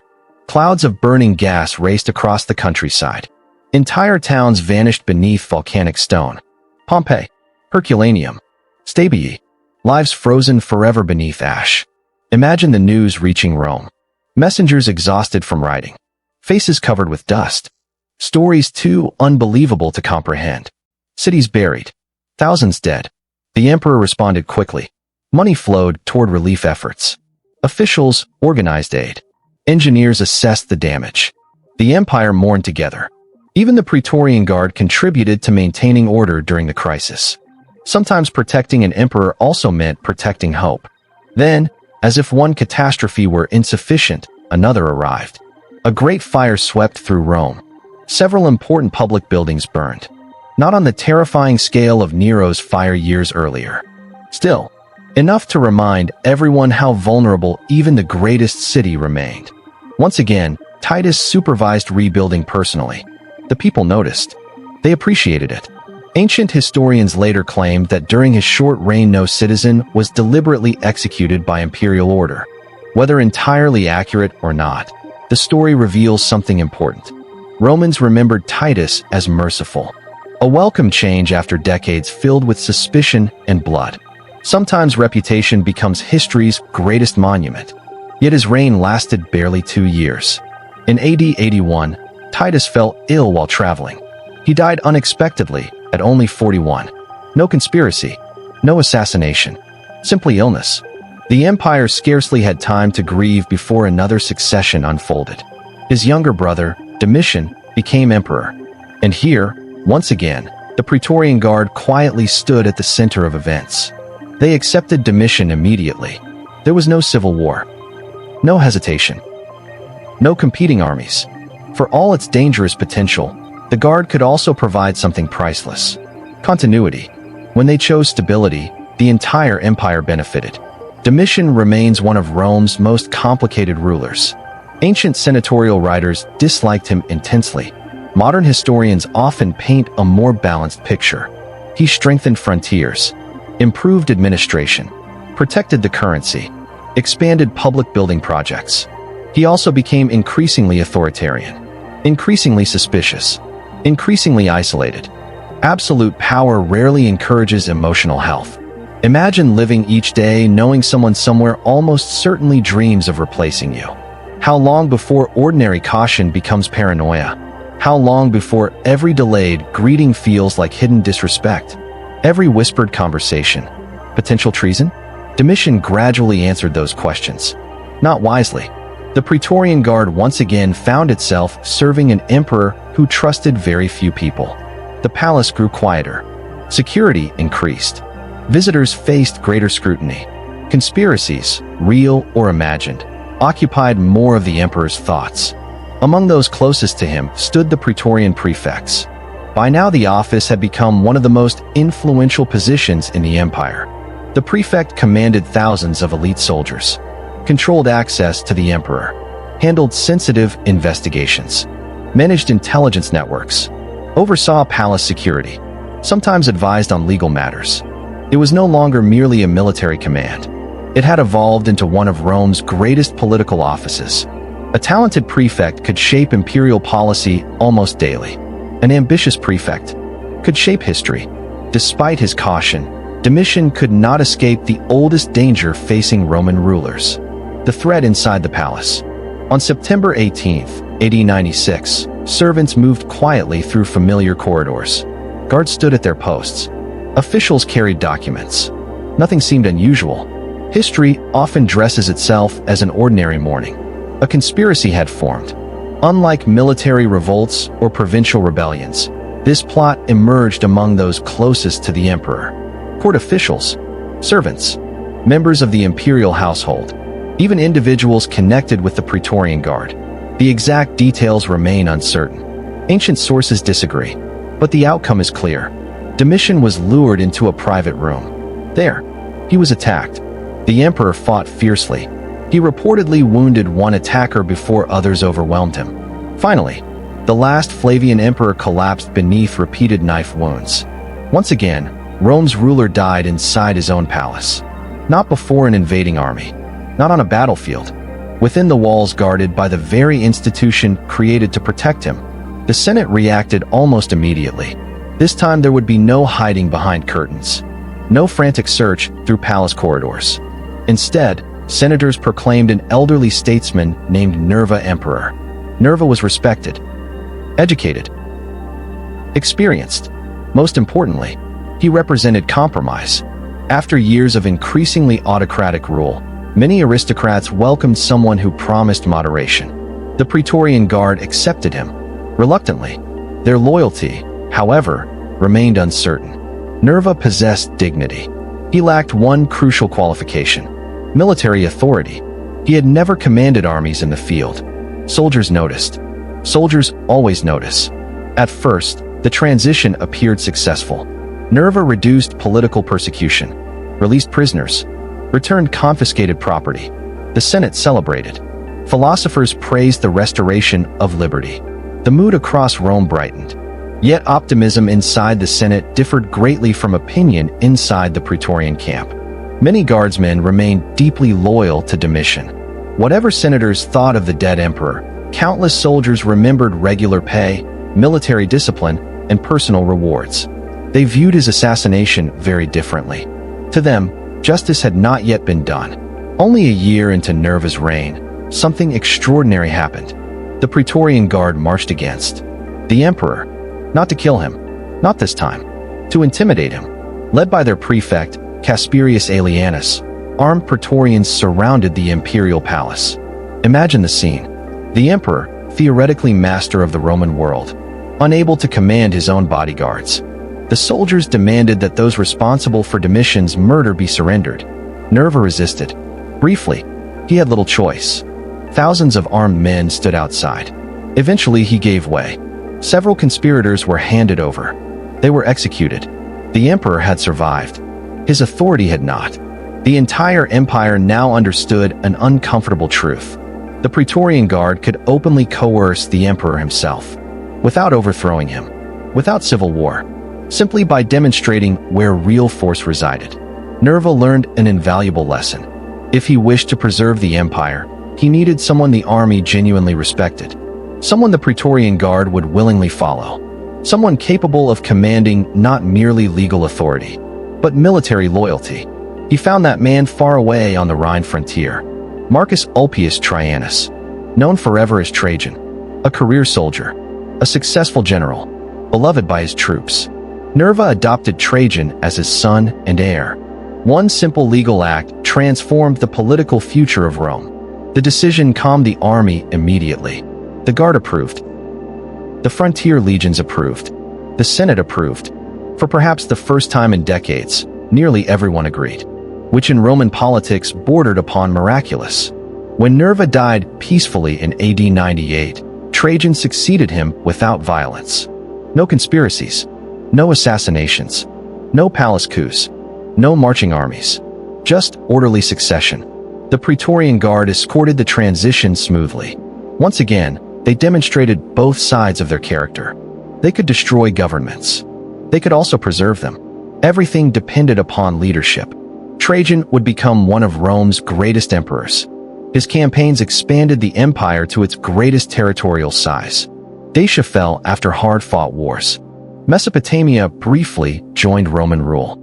New forums, new roads, new bridges, magnificent public buildings transformed the capital. Today, Trajan's column still rises above Rome, its spiraling carvings telling the story of his victories almost 2,000 years later. The Praetorian Guard accompanied him on campaigns, served as elite reserves, protected imperial headquarters, performed ceremonial duties after victory. For a generation, their reputation recovered. They looked once more like Augustus' ideal, disciplined guardians of a stable empire. Yet appearances, as Rome had already learned many times, can be wonderfully misleading. Because institutions rarely abandon old habits entirely. The Guard had tasted political power. They knew what they were capable of. Even during Trajan's glorious reign, even while Rome reached the height of its strength, that memory quietly remained alive inside the walls of the Castra Praetoria. Older veterans told younger recruits stories after evening drills. Stories of Caligula, of Claudius, of Galba, of Otho, of emperors raised, emperors abandoned, emperors buried. The lessons passed from one generation to the next as naturally as sword practice. No emperor, however great, could erase institutional memory. Trajan would leave Rome stronger than he found it. But someday, another emperor would sit upon the throne. Another crisis would come, and the men standing only a few steps away from absolute power would once again ask themselves the question that had already changed the course of Roman history so many times before. If the empire needs a new master, why shouldn't we choose him? Hadrian, Antoninus Pius, Marcus Aurelius, and the calm before the storm. There are seasons in history when catastrophe seems to fall asleep. Not forever. History rarely sleeps forever. But for a little while, the endless rhythm of rebellions, assassinations, and civil wars grows quiet enough that ordinary people begin believing peace is simply how the world works. Rome entered one of those rare seasons. If you wandered through the Forum on a bright autumn morning during the reign of Trajan's successor, you would hear the sounds of an empire at the height of its confidence. Stonecutters shaping marble, merchants haggling over Egyptian papyrus, teachers reciting Homer to impatient boys, lawyers arguing beneath shaded porticos, temple priests tending sacred fires, the smell of fresh bread mixed with incense and olive oil, children chasing one another around enormous statues of long-dead heroes. The city breathed with the quiet confidence of unmatched power. No foreign kingdom could seriously challenge Rome. No rival empire threatened Italy. The Mediterranean had become, as Romans proudly called it, Mare Nostrum, our sea. It is difficult to imagine a civilization feeling more secure, which, as history repeatedly demonstrates, is often the moment hidden weaknesses begin growing unnoticed. When Trajan died in AD 117, while returning from campaign in the east, the empire once again faced the question that had haunted Rome since Augustus. Who comes next? Fortunately, Trajan had already chosen his successor, Publius Aelius Hadrianus. Hadrian, soldier, administrator, scholar, traveler. If Trajan had been Rome's great conqueror, Hadrian would become its great architect. Where Trajan looked outward, Hadrian looked inward. He believed an empire should know where to stop. An astonishingly modern idea, especially after centuries of Roman expansion. Instead of dreaming about endless conquest, Hadrian spent much of his reign traveling, not simply visiting provinces for ceremonies, actually living among them. He inspected forts in Britain, reviewed troops on the Rhine, visited Athens, journeyed through Egypt, walked roads that most emperors had known only from reports. The soldiers admired him for it, including the Praetorian Guard. Imagine accompanying Hadrian across the empire. The imperial procession stretches for kilometers. Praetorians ride at the front, their polished armor flashing beneath the sun. Behind them travel engineers, scribes, cooks, physicians, servants, diplomats, priests, architects, and officials from nearly every corner of the Roman world. Each morning begins before dawn. Campfires burn low. The smell of smoke hangs over neatly arranged tents. Bugles announce another day of marching. Somewhere nearby, Hadrian is already awake, studying maps or questioning engineers about roads and bridges. He is not an emperor content to remain inside marble palaces. He wants to see everything with his own eyes. The Praetorians, once accustomed to palace duty, suddenly find themselves crossing mountains, deserts, and forests. For many guardsmen, it must have felt like returning to the old military traditions from which the Guard had first emerged generations earlier. Perhaps Hadrian's most famous project stood on the windswept frontier of Britain, a massive stone wall stretching across northern England, nearly 75 miles long. Imagine standing there on a cold morning. Gray clouds drift overhead. Rain falls sideways in the relentless northern wind. Roman soldiers patrol the wall while beyond it stretches a landscape of mist, bogs, and distant hills. Somewhere in that wilderness live tribes Rome never fully conquered. The wall is not merely stone. It is a statement. The empire has limits. Even Rome cannot rule forever outward. Sometimes wisdom means knowing where to stop. The Praetorian Guard continued performing its familiar duties, protecting the emperor, guarding the palace whenever Hadrian returned to Rome, maintaining ceremonial splendor during public appearances. Their reputation improved steadily. Years passed without palace assassinations. without military coups, without desperate succession crises. Young recruits entering the Guard now heard stories of Caligula and Galba almost as ancient legends. History, after all, fades surprisingly quickly when daily life remains peaceful. Yet the institution itself remained unchanged. The Castra Praetoria still stood just outside Rome. Thousands of elite soldiers still lived together, still enjoyed higher pay than ordinary legionaries, still stood closer to imperial authority than anyone else. Power in use does not disappear. It merely waits. Hadrian himself understood the importance of succession. He had watched too much history not to. Unfortunately, nature again complicated careful planning. His first adopted heir died unexpectedly. Another reminder that the gods often ignore imperial schedules. Eventually, Hadrian chose Titus Aurelius Antoninus. History knows him as Antoninus Pius. The title Pius means dutiful, respectful, devoted. Few nicknames have suited their owner more perfectly. When Antoninus became emperor in AD 138, something remarkable happened. Almost nothing. No riots, no conspiracies, no armies marching toward Rome. The transition unfolded so smoothly that later historians almost struggled to find dramatic stories worth telling. For 23 years, Antoninus governed with extraordinary steadiness. He rarely left Italy, rarely sought glory, rarely demanded attention. Instead, he governed patiently, settled legal disputes, strengthened administration, balanced finances. Sometimes the greatest rulers are those who give historians the least excitement. The Praetorian Guard appreciated predictable emperors. Predictable emperors generally stayed alive longer. Imagine a typical day for a Praetorian during Antoninus' reign. Before sunrise, the watch changes. Fresh guards relieve tired comrades at palace entrances. Weapons receive careful inspection. Leather straps are checked. Helmet crests straightened. Throughout the morning, delegations from distant provinces arrive seeking imperial decisions. The Praetorians stand motionless while ambassadors pass. Some come bearing ivory from Africa. Others bring silk from the east. Still others present strange animals never before seen in Italy. The guards witness everything. They hear fragments of conversations. Observe worried faces. Notice who leaves smiling and who departs in silence. Very little escapes men whose profession depends upon careful observation.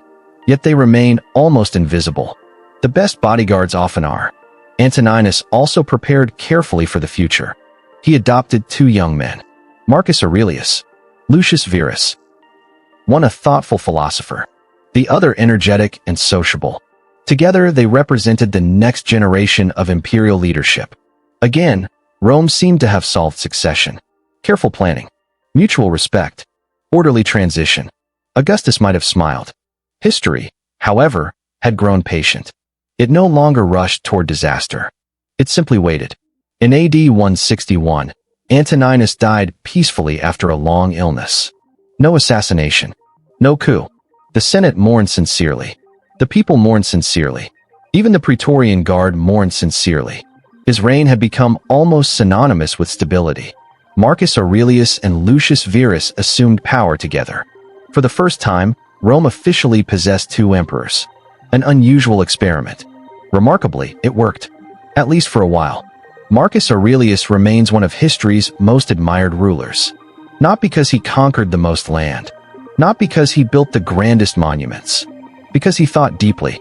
His private writings, now known as meditations, reveal an emperor constantly reminding himself to remain humble, to accept suffering calmly, to remember that fame disappears, that power fades, that every human life is temporary. Imagine that. The most powerful man on earth spending his evenings writing notes reminding himself not to become arrogant. There is something quietly beautiful about it. Unfortunately, philosophy cannot negotiate with plague. Soon after Marcus became emperor, soldiers returning from campaigns in the east carried something invisible. Disease. Perhaps smallpox. Perhaps measles. Historians still debate the exact illness. Whatever it was, it spread relentlessly across the empire. Villages emptied. Cities mourned. Entire military units weakened. The Antonine Plague may have killed millions. Imagine Rome during those years. The streets remained busy. Yet funeral processions appear everywhere. Smoke rises constantly from cremation grounds. Doctors hurry from house to house, carrying remedies that cannot save their patients. Parents pray desperately. Temples overflow with offerings. The empire had defeated countless enemies. Now it faced one no sword could strike. The Praetorian Guard suffered as well. Disease recognizes neither rank nor prestige. Guardsmen fell ill beside ordinary citizens. Some never recovered. Yet duty continued. The emperor still required protection. The palace still required guarding. Ceremonies still took place. Life, somehow, continued even while death walked quietly through every neighborhood. Perhaps that persistence represents Rome's greatest strength. Not invincibility, endurance. Then came war. Germanic tribes crossed the Danube. Pressure mounted along the northern frontier. Marcus Aurelius spent years campaigning in cold forests far from Italy. The philosopher became a soldier. The Praetorian Guard accompanied him. Imagine those elite guardsmen who once stood beside marble temples, now sleeping beneath canvas tents while icy rain falls across muddy camps. Campfires struggle against bitter winds. Armor rusts more quickly. Food arrives late. The smell of wet leather never quite disappears. This resembles the old republic more than the luxurious imperial court. Many Praetorians likely welcomed the change. Others quietly missed warm barracks near Rome. Lucius Verus died. Marcus ruled alone. For years he fought exhausting frontier wars while plague continued draining the empire's strength. Yet through all these hardships, one remarkable fact remained. The Praetorian Guard stayed loyal. No palace conspiracies. No attempted coups. No assassinations. No emperors chosen by ambitious officers. Perhaps Rome had finally outgrown such dangers. Or perhaps, the right circumstances simply had not appeared. History rarely abandons its old habits forever. In AD 180, Marcus Aurelius died near the Danube frontier. The philosopher-emperor, who had spent years reminding himself that all things pass, finally joined the endless procession of Roman history. He left the empire not to an adopted heir, but to his own son, a young man named Commodus. The decision seemed natural. A father leaving power to his child. Yet Augustus had carefully avoided hereditary monarchy for good reason. Ability does not always pass from parent to child. Neither does wisdom. The Praetorian Guard saluted the new emperor. As always, loyal, professional, disciplined. But somewhere among the older veterans, perhaps around evening campfires inside the Castra Praetoria, quiet conversations began. The new emperor was young, unproven, different from his father. They had seen such transitions before. Sometimes they ended peacefully. Sometimes they changed the fate of the empire. And beyond the palace walls, unseen by almost everyone, another generation of ambitious officers was already learning the oldest lesson in Roman politics. The man closest to the emperor sometimes becomes the man closest to the throne. Commodus, the emperor who wanted to be a gladiator. If you could stand on the highest point of Rome in the final years of the 2nd century, you might notice something curious. The city still looked magnificent. The Forum still glittered with marble. The Colosseum still dominated the skyline. The temples still caught the morning sunlight like polished ivory. The empire still stretched from the misty hills of Britain to the deserts beyond Syria. Nothing, at first glance, appeared terribly different. And yet, history was beginning to creak. Not loudly, not dramatically. Like the timbers of an old ship that has sailed too many seas, the empire still floated proudly. But those who knew where to listen could hear the wood beginning to complain. Marcus Aurelius had held Rome together through wisdom, patience, and duty. His son would attempt something rather different. When Commodus became emperor in AD 180, he was only 19 years old. Unlike nearly every emperor before him in the previous century, he had never needed to earn the throne. Trajan had been adopted because of merit, Hadrian because of ability, Antoninus Pius because of character, Marcus Aurelius because of wisdom. Commodus inherited everything simply because he happened to be born at the right moment. History has often discovered that inheritance and competence are distant cousins. Sometimes they barely recognize one another. At first, Romans remained optimistic. Why wouldn't they? He was the son of Marcus Aurelius. Surely the virtues of the father had passed naturally to the son. Surely. The gods, however, rarely guarantee such things. Commodus quickly demonstrated that governing interested him far less than being admired. He loved spectacle, luxury, public attention. If Marcus Aurelius had spent evenings writing philosophical reflections by candlelight, Commodus preferred applause. Lots of applause. The louder the better.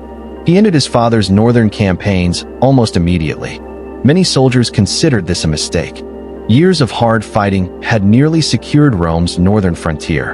Instead of finishing the work, Commodus negotiated peace and returned to Rome. The capital welcomed him enthusiastically. Crowds celebrated. Games filled the calendar. Gold flowed freely. For ordinary citizens, the emperor seemed generous. The Praetorian Guard enjoyed generous rewards as well. Money remained one of Commodus' favorite political tools. It often works, at least for a while. Yet governing gradually became someone else's responsibility. The emperor delegated more and more authority to favorites. Court officials, freedmen, advisors, Praetorian prefects. The palace filled with ambitious men competing for influence. When an emperor loses interest in governing, someone else always develops an interest in governing for him. The guard noticed. Of course they noticed. Praetorians stood at palace doors every day. They observed who entered confidently, who emerged smiling, who suddenly stopped appearing altogether. They heard whispers. They watched alliances shift. A bodyguard's profession depends upon reading people. Soon they understood something uncomfortable. The emperor increasingly trusted flatterers more than experienced administrators. This rarely ends well. Then came the conspiracies. One of the earliest involved Commodus' own sister, Lucilla. Whether she truly wished to seize power or merely feared for her family's future remains uncertain. Ancient writers disagree. The plot failed. The assassins hesitated. One reportedly announced his intentions before striking. History contains surprisingly many failed assassinations caused by excessive conversation. The attempt collapsed. Lucilla was eventually executed. Commodus survived.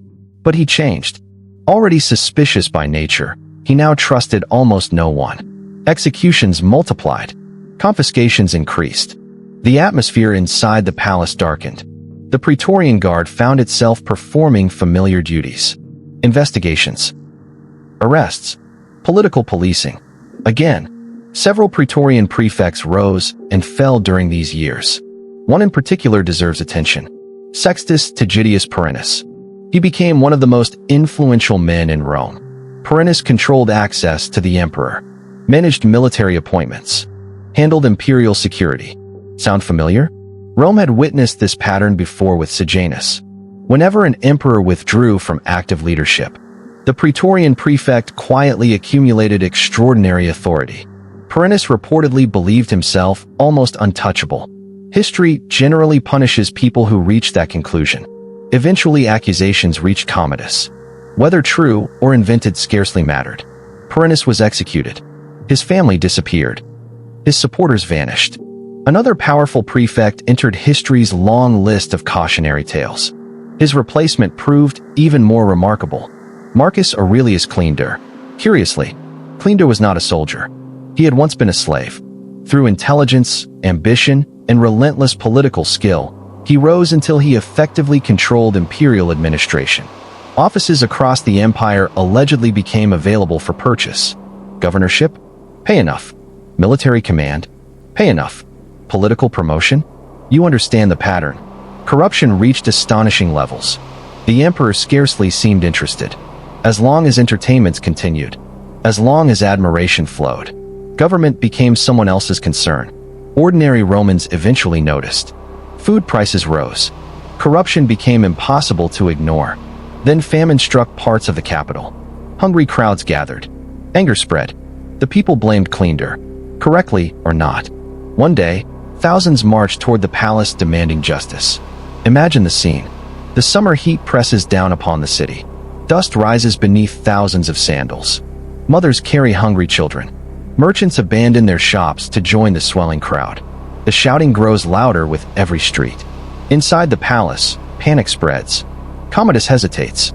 Then, with remarkable speed, he sacrifices his trusted minister. Cleander is executed, his head reportedly displayed to satisfy the mob. One more favorite discarded. One more lesson learned. In Rome, proximity to power often proved deadlier than opposition to it.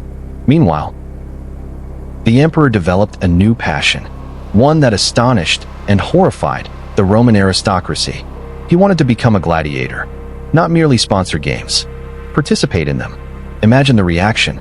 To ordinary Romans, gladiators were celebrities. They were admired, cheered, sometimes adored. Yet socially, they occupied an extremely low position.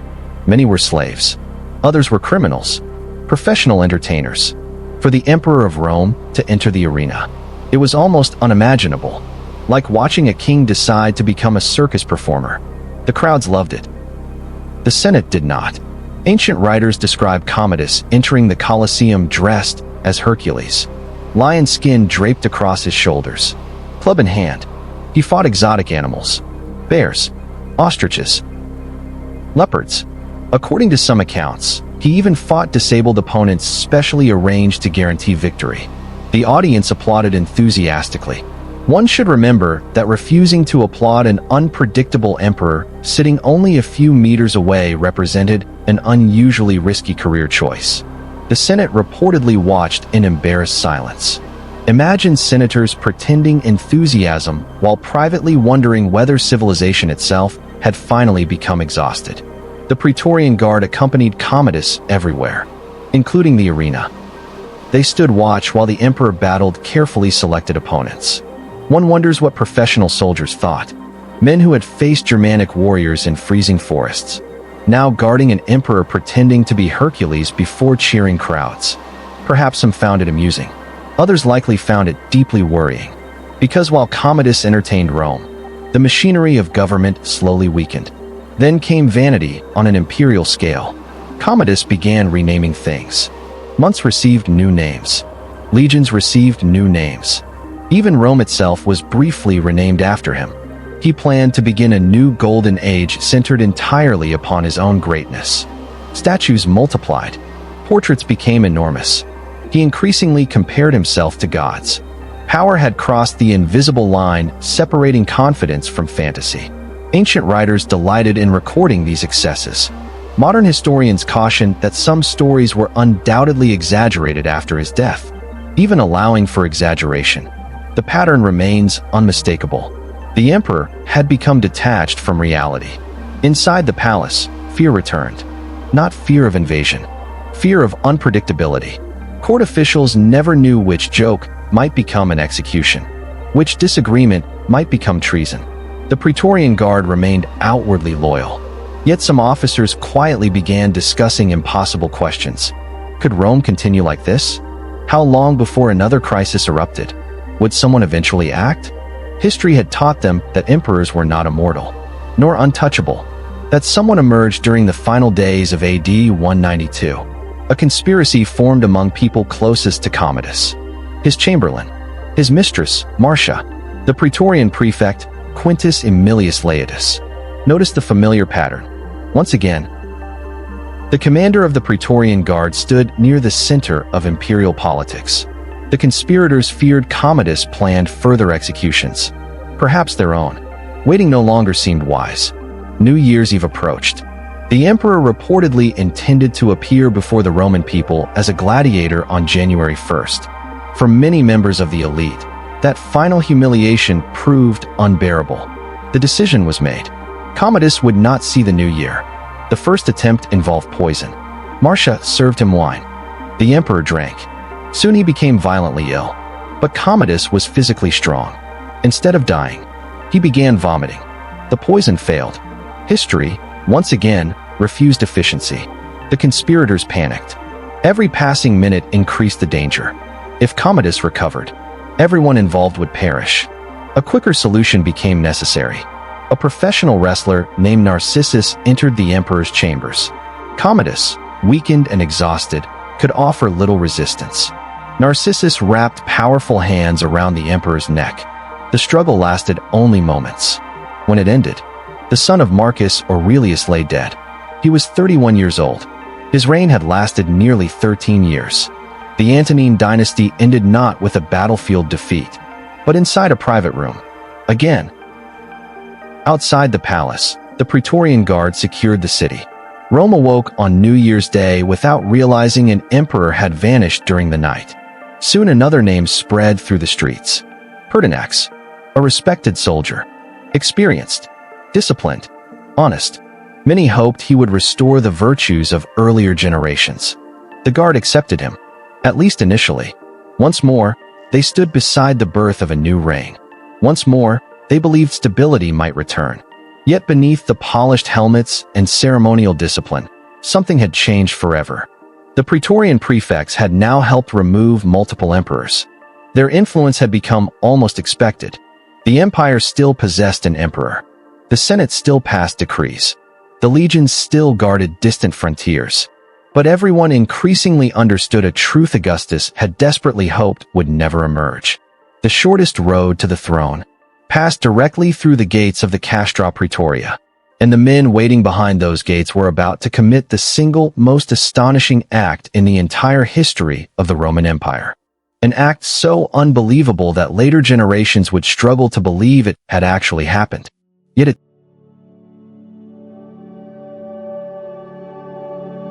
The empire for sale, the day Rome was auctioned. There are moments in history that seem almost impossible. Moments so astonishing that, if they appeared in a novel, readers might dismiss them as unrealistic. The Roman Empire had survived Hannibal. It had survived Spartacus. It had survived Julius Caesar's assassination. It had survived Nero. It had survived the year of 4 emperors. Surely the greatest civilization in the ancient world could not be reduced to something as ordinary as an auction. Could it? History quietly replies. Watch carefully. It is New Year's Day, AD 193. Rome wakes beneath a pale winter sky. Thin mist drifts over the Tiber. The streets are unusually quiet after the previous night's celebrations. Shopkeepers slowly raise wooden shutters. Temple priests prepare morning sacrifices. Children chase one another through narrow alleys without the slightest idea that they are about to witness one of the strangest days their city will ever know. Inside the imperial palace, a different kind of mourning begins. The body of Commodus has barely grown cold. His reign is already becoming memory. The conspirators move quickly. There is no time for hesitation. Rome must have another emperor before rumors become panic. Their choice is Publius Helvius Pertinax. Few candidates seem more suitable. Pertinax is nearly 66 years old, the son of a freed slave, a man who has risen through discipline rather than noble birth. He has commanded legions, governed provinces, served as consul, earned respect from soldiers and senators alike. Unlike Commodus, he understands military life. Unlike Commodus, he enjoys administration. Unlike Commodus, he actually wishes to govern.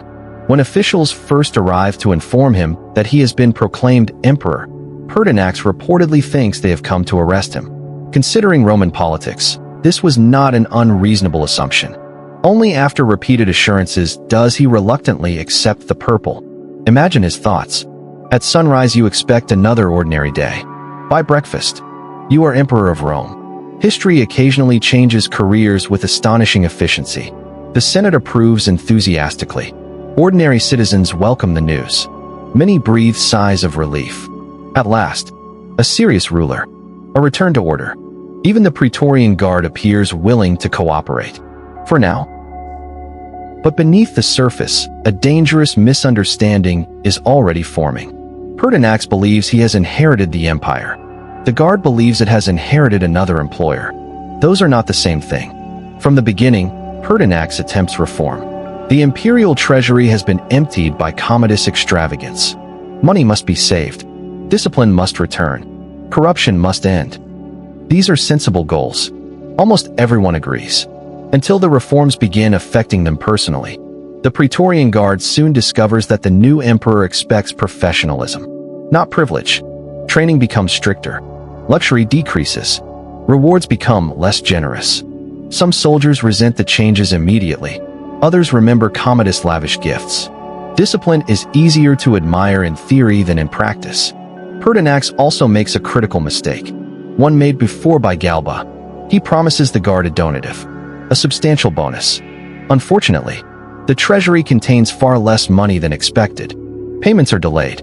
reduced, perhaps never fully delivered.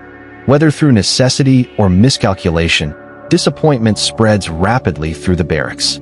The soldiers begin comparing promises with reality. History has repeatedly shown that this comparison rarely benefits rulers. Only 87 days pass, not even 3 full months. Then, March 28, AD 193. Several hundred Praetorians leave the Castra Praetoria, not marching toward foreign enemies, not responding to invasion. They march directly toward the imperial palace. Imagine hearing them approach. Hundreds of synchronized footsteps echoing through Rome. Citizens step aside. Shops close. People peer cautiously from windows. No one interferes. Everyone knows who these soldiers are. Inside the palace, confusion reigns. Officials panic. Some servants flee. Others lock doors that everyone quietly realizes cannot possibly stop determined soldiers. Pertinax receives frantic reports. The Praetorian Guard is coming. Armed. Angry. His advisors urge him to escape. He refuses. Perhaps he believes reason can prevail. Perhaps he still trusts the institution Augustus created nearly 2 centuries earlier. Perhaps he simply refuses to run. Whatever his reasoning, he walks forward to meet them. Imagine the scene. The emperor stands inside the palace courtyard. No armor. No shield. Only dignity. Around him, a handful of loyal attendants. Beyond the gates, hundreds of elite soldiers pour into the palace. The very men sworn to defend him. Ancient historians tell us Pertinax attempts to speak. He reminds them of their duty, appeals to their honor, urges calm. For a moment, it almost works. Some soldiers hesitate. Some lower their weapons. Then, one man rushes forward. A spear flies. Another soldier draws his sword. The hesitation disappears. The mob surges. Pertinax dies where he stands. His reign has lasted 87 days. The Roman Empire has just lost another emperor to the Praetorian Guard. Now comes the astonishing part. The part that historians still discuss with a mixture of disbelief and embarrassment. The soldiers return to their camp. They close the gates. Inside those walls, thousands of Praetorians begin discussing the future. Who should become emperor? Several candidates appear. Some hesitate. Others cautiously express interest. Then someone proposes an extraordinary solution. Why not let them compete? Not through debate. Not through military skill. Through money. The empire will go to the highest bidder. Word spreads rapidly across Rome. Imagine the whispers racing through the city. The guard is selling the throne. No, surely not. They are. It cannot be true. It is. Citizens gather outside the walls of the Castra Praetoria. No one knows exactly what is happening inside. Only that the fate of the known world is somehow being negotiated like livestock in a marketplace. 2 principal candidates emerge. The first is Titus Flavius Sulpicianus, an experienced senator, governor, most importantly, father-in-law of the murdered Pertinax. He enters the camp. Perhaps he hopes to restore order. Perhaps he genuinely wishes to govern. Or perhaps he simply understands opportunity when he sees it. Inside, he begins negotiating. Not legislation. Not policy. Payment. Then another man arrives. Marcus Didius Julianus. Wealthy. Exceptionally wealthy. A successful senator. An experienced administrator. Not widely admired, but astonishingly rich. When Julianus hears what is happening, he hurries toward the camp. The gates remain closed. So, according to ancient accounts, he begins shouting his offer over the walls. Imagine it. Not speeches about justice. Not promises of reform. A bidding war.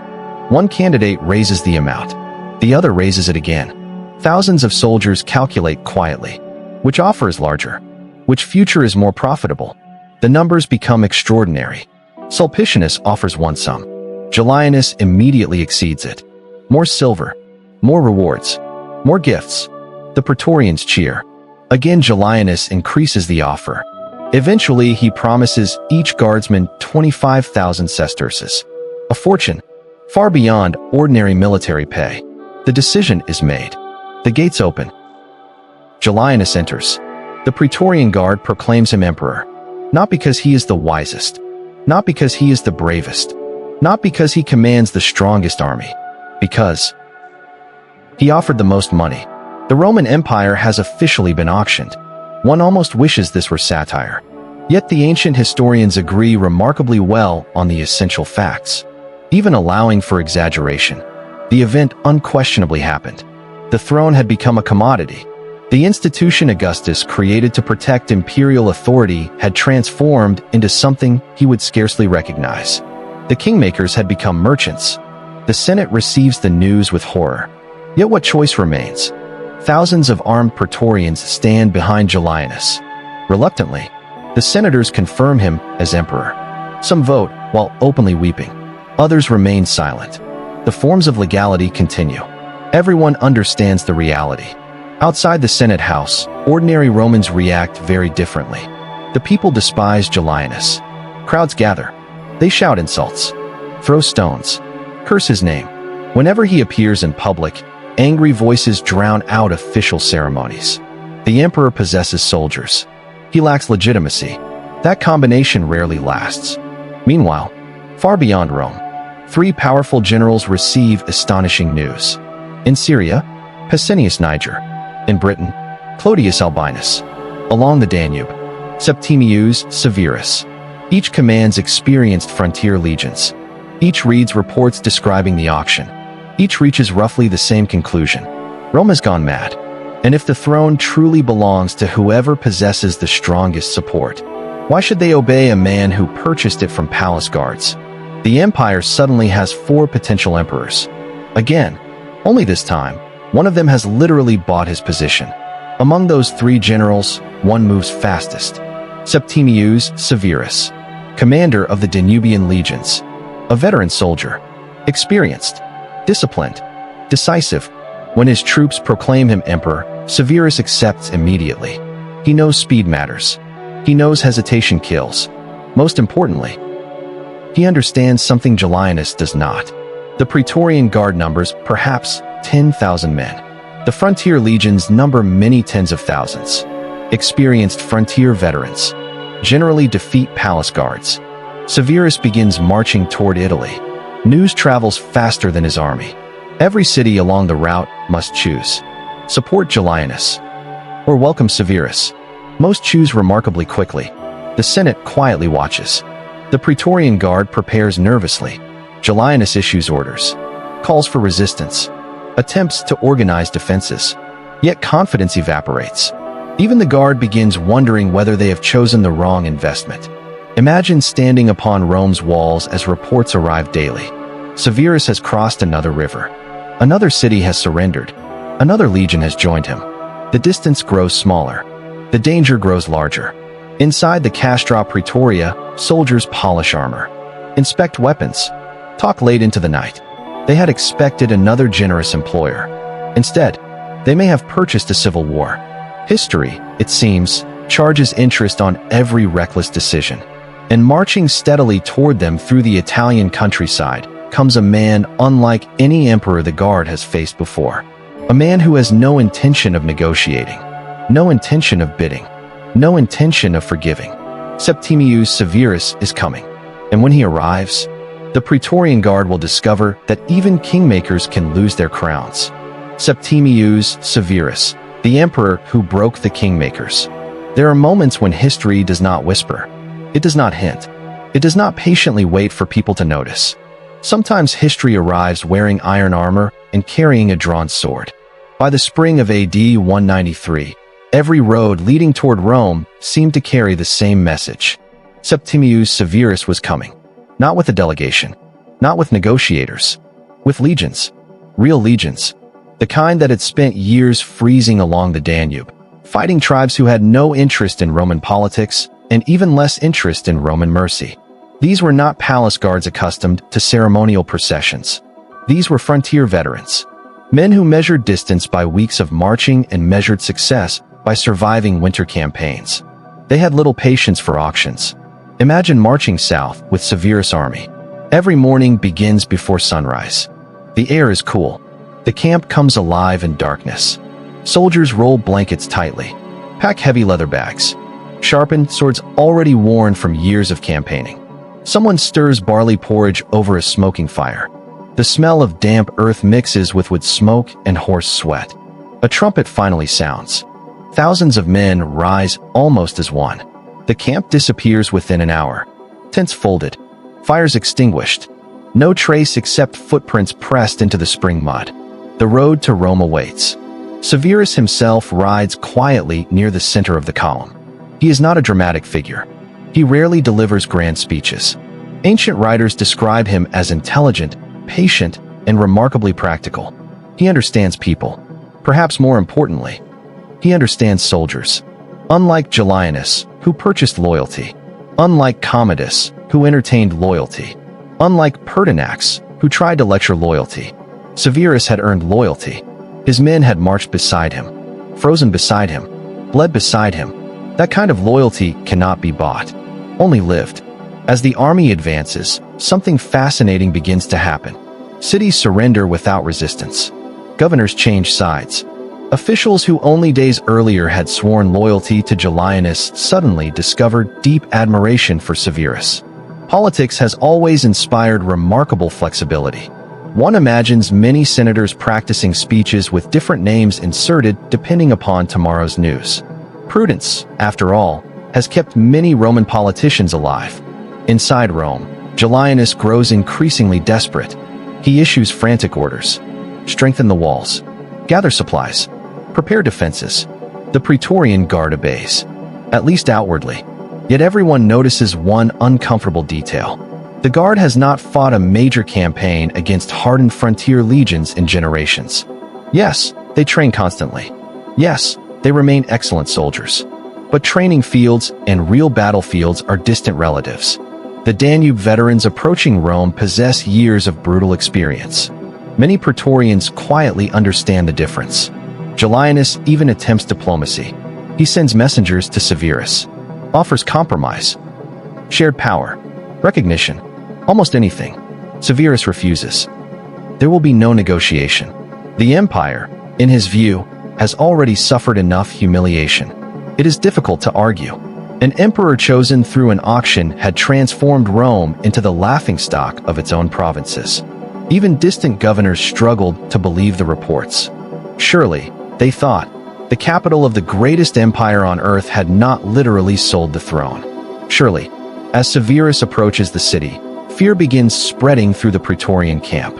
Imagine the conversations after dark. Veterans quietly repairing equipment. Young recruits pretending confidence. Some soldiers ask uncomfortable questions. What if the frontier legions attack? What if Julianus loses? What happens to us? No one answers. Everyone already knows. Then Severus demonstrates exactly why he has become emperor. He understands psychology better than warfare. Before reaching Rome, he sends a simple message to the Praetorian Guard. Lay down your weapons. Leave the emperor. No punishment. No executions. Simply surrender. It is a brilliant offer. Fight, and probably die. Surrender, and perhaps live. The decision proves surprisingly easy. The Praetorian Guard abandons Julianus. Again, history repeats itself with astonishing confidence. Just as they had deserted Nero, just as they had abandoned Galba, now they quietly withdraw their support from Julianus. The emperor discovers, perhaps too late, the uncomfortable truth about purchased loyalty. Someone else can always offer a better future. Or, in this case, simple survival. The Senate receives fresh news. Severus is almost here. The Guard has surrendered. Julianus stands alone. The senators waste very little time. An emergency meeting is called. The man they had reluctantly proclaimed emperor only weeks earlier is now declared a public enemy. His death sentence passes almost immediately. Political loyalty in ancient Rome could move faster than a horse. Imagine Julianus during his final hours. The palace feels strangely empty. Many servants have disappeared. Friends avoid him. Officials suddenly remember urgent appointments elsewhere. Power drains away almost visibly. Finally, an executioner arrives. No dramatic battle.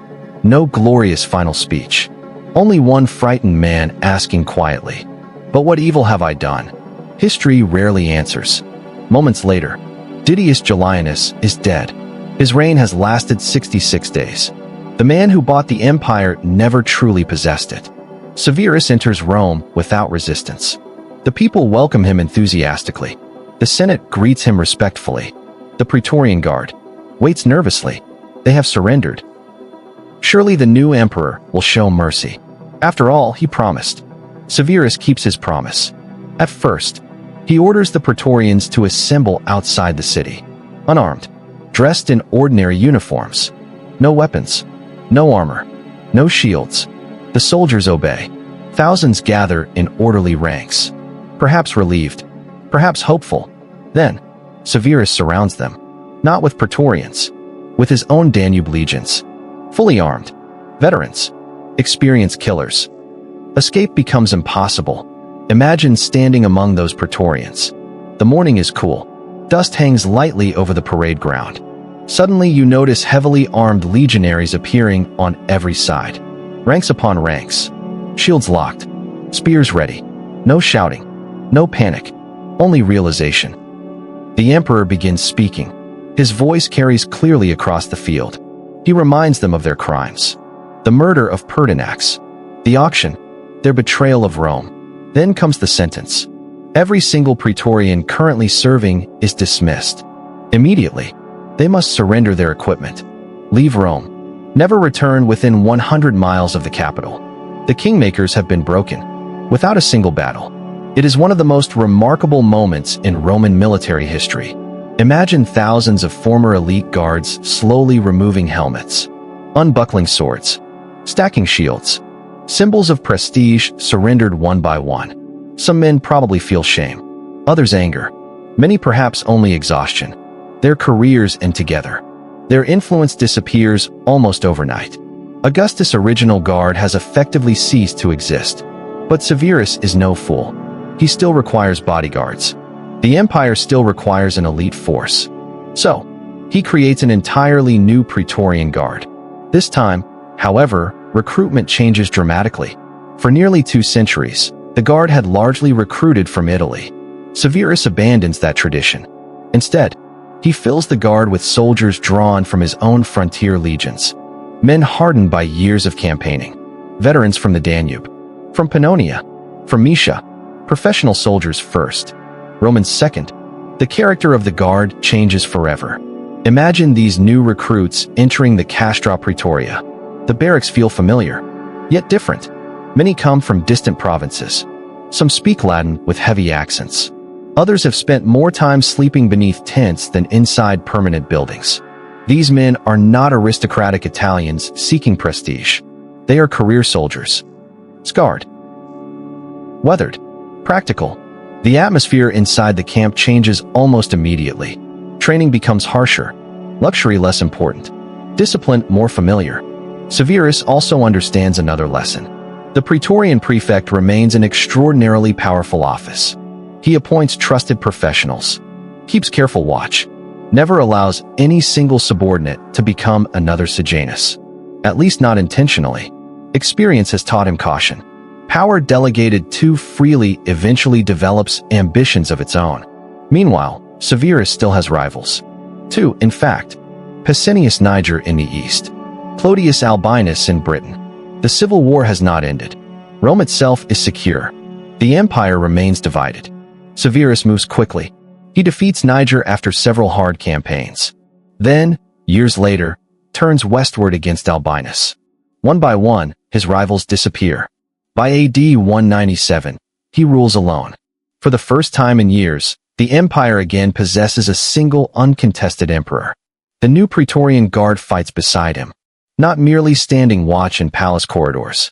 Campaigning, marching, crossing rivers, building camps, storming enemy positions. The distinction between Praetorian and legionary begins narrowing. Severus wants soldiers capable of fighting wars, not merely guarding ceremonies. He never forgets what happened under Julianus. An elite force detached from real military life becomes politically dangerous. Keeping them active helps keep them useful. Yet even Severus cannot entirely change human nature. The Guard still enjoys better pay, better housing, greater prestige, closer proximity to the emperor. Those advantages inevitably attract ambitious men. No reform lasts forever. Institutions adapt. Power quietly accumulates again. Perhaps more slowly, perhaps more carefully, but always patiently. During his later years, Severus reportedly offered advice to his sons.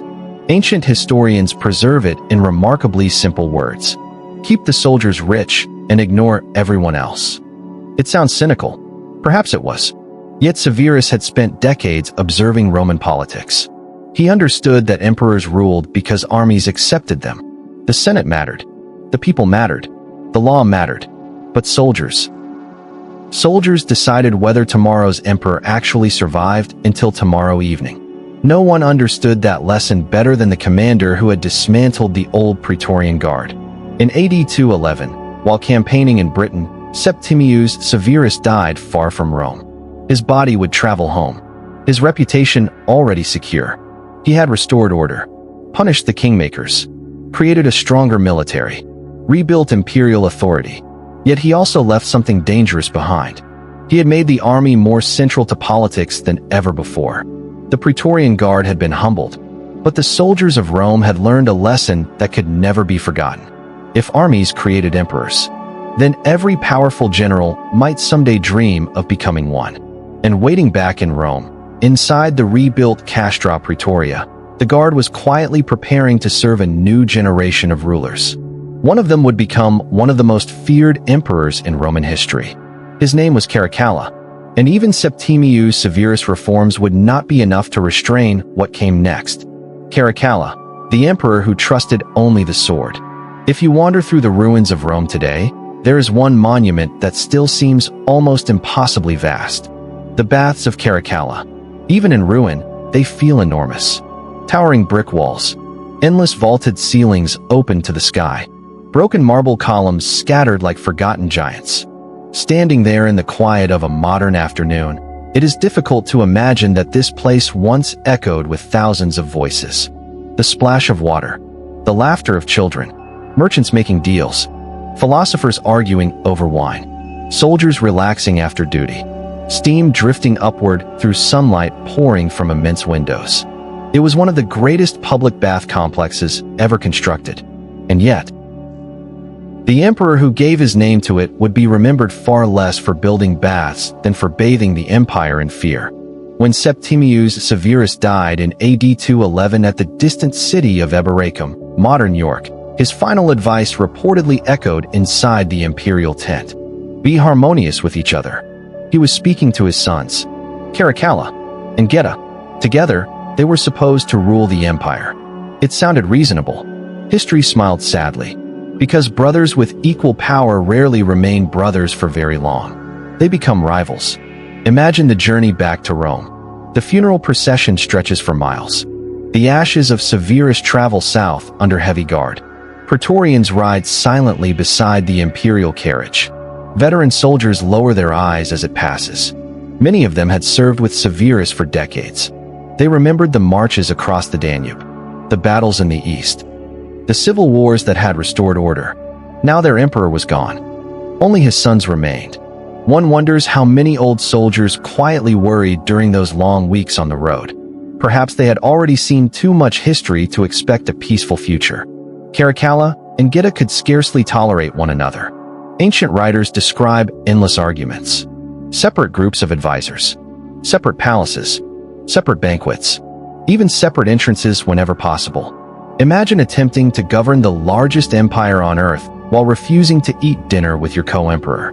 Every meeting becomes a battlefield, every decision a contest, every compromise a humiliation. The palace itself reportedly became divided. Servants loyal to one brother avoided servants loyal to the other. Officials carried messages instead of conversations. Even the Praetorian Guard had to navigate this invisible civil war. Every salute risked defending someone. The Praetorian prefect during these years was the famous jurist Papinian, not merely a soldier, one of the greatest legal scholars Rome ever produced. Intelligent, respected, careful, men like Papinian preferred laws to conspiracies. Unfortunately, Roman politics rarely consulted personal preferences. He watched the relationship between the brothers deteriorate with increasing concern. Everyone did. The question was not whether violence would come, only when. Some ancient stories claim the empire itself was nearly divided. Caracalla ruling the west, Geta ruling the east. Whether the proposal was serious or simply rumor hardly matters. It reveals how desperate the situation had become. The sons of Septimius Severus could no longer pretend cooperation. 2 emperors, 1 throne. History had already demonstrated the mathematical problem. Finally, December AD 211, their mother, Julia Domna, arranged a meeting. She hoped reconciliation remained possible. Imagine the room. Warm fires burning against the winter cold. Heavy curtains muting sounds from outside. The empress waits anxiously. 2 sons enter. For a brief moment, perhaps she truly believes the family might heal. Instead, soldiers burst into the chamber. Not random soldiers. Praetorians loyal to Caracalla. Swords flash. Geta realizes too late. He runs toward his mother. According to ancient accounts, he dies in her arms. His blood staining her clothing. His final cries echoing through the palace. One brother has murdered the other. The Roman Empire again has a single emperor. Outside the palace, confusion spreads immediately. Rumors race through Rome. Was Geta killed by accident? Was it self-defense? Was there a conspiracy? Caracalla answers swiftly. He claims his brother planned assassination. He merely struck first. The explanation convinces remarkably few people, especially those who witnessed dozens of armed guards entering a peaceful family meeting. Then begins one of the greatest political purges in Roman history. Anyone suspected of sympathizing with Geta becomes a target. Friends, officials, servants, teachers, officers. Even athletes and actors reportedly face investigation. Ancient historians estimate thousands died. The exact number remains uncertain. Certainly many. Perhaps very many. Imagine Rome during those months. Doors open cautiously after every knock. Conversations stop whenever strangers approach. Letters are burned. Portraits disappear from walls. People who smiled together last week now pretend never to have met. Fear becomes ordinary. Even memory becomes dangerous. Caracalla orders a damnatio memoriae against Geta, the condemnation of memory. Statues destroyed. Names erased from inscriptions. Portraits carved away. Imagine skilled stonecutters carefully removing one brother's face from family monuments while leaving the rest untouched. A strange kind of historical surgery. An attempt to convince future generations that someone had never existed. History, stubborn as always, refused to cooperate. The empty spaces only made people ask more questions. Then came Papinian, the respected Praetorian prefect. Caracalla reportedly demanded he publicly justify Geta's murder. Papinian refused. Ancient tradition preserves his unforgettable reply. It is easier to commit fratricide than defend it. Whether those exact words were spoken remains uncertain. They certainly sound worthy of him. Either way, the refusal cost him his life. One of Rome's greatest legal minds was executed. Even the office of Praetorian prefect could not protect its holder from imperial rage. The lesson spread quickly through the palace. Competence mattered less than obedience. And yet, for all his cruelty, Caracalla understood soldiers extraordinarily well. He adored military life. Unlike Commodus, who dreamed of gladiatorial glory, Caracalla genuinely enjoyed campaigning. He dressed like ordinary soldiers, shared meals with them, marched alongside them, raised their pay dramatically. The army loved him, especially the Praetorian Guard. They received generous rewards, promotions, privileges. Caracalla understood his father's advice perfectly. Keep soldiers wealthy. Everything else becomes manageable. Imagine accompanying Caracalla during campaign. The emperor refuses excessive luxury. He walks among ordinary troops, eats coarse bread, drinks from common cups, sleeps in military camps. To legionaries, this feels refreshing. Their emperor appears one of them. Praetorians escort him through forests and across rivers. Unlike palace emperors, Caracalla genuinely enjoys life on campaign. One suspects he felt more comfortable beneath canvas than beneath marble ceilings. In AD 212, he issues one of the most significant decrees in Roman history, the Constitutio Antoniniana. Almost every free person in the empire becomes a Roman citizen. It is a breathtaking decision. For centuries, citizenship had represented an extraordinary privilege. Now millions receive it at once. Historians still debate Caracalla's motives. Perhaps generosity. Perhaps administrative simplicity. Perhaps increased tax revenue. Likely a mixture of all three. Whatever the reason, the decree transforms the Roman world forever. The distinction between Italy and the provinces begins fading. The empire becomes more unified than ever before. Yet personally, Caracalla grows increasingly unstable. He develops an obsession with Alexander the Great, orders soldiers to imitate Macedonian formations, collects stories about Alexander endlessly. Perhaps he hopes to surpass the legendary conqueror. Many ambitious rulers eventually begin comparing themselves with history's greatest heroes. Few benefit from the exercise. Campaigns continue. The emperor marches east. Relations with the Parthian Empire deteriorate. War seems inevitable. The Praetorian Guard remains constantly nearby, watching, protecting, waiting. Among its senior officers now serves a man named Macrinus, the Praetorian prefect, capable, experienced, ambitious enough to survive Roman politics, which generally required a remarkable combination of intelligence and caution. Then, rumors begin circulating. Ancient astrologers supposedly predict that Macrinus will become emperor. Whether anyone actually believed the prophecy scarcely matters. Someone repeats it. Someone else informs Caracalla. The emperor's paranoia awakens immediately. Macrinus quietly learns that his own execution may already have been ordered. Imagine receiving such news. You command the emperor's personal guard. You know he intends to kill you. What options remain? Wait politely? Roman politics rarely rewarded patience. Spring, AD 217. The imperial army travels through Mesopotamia. The landscape stretches endlessly beneath a harsh eastern sun.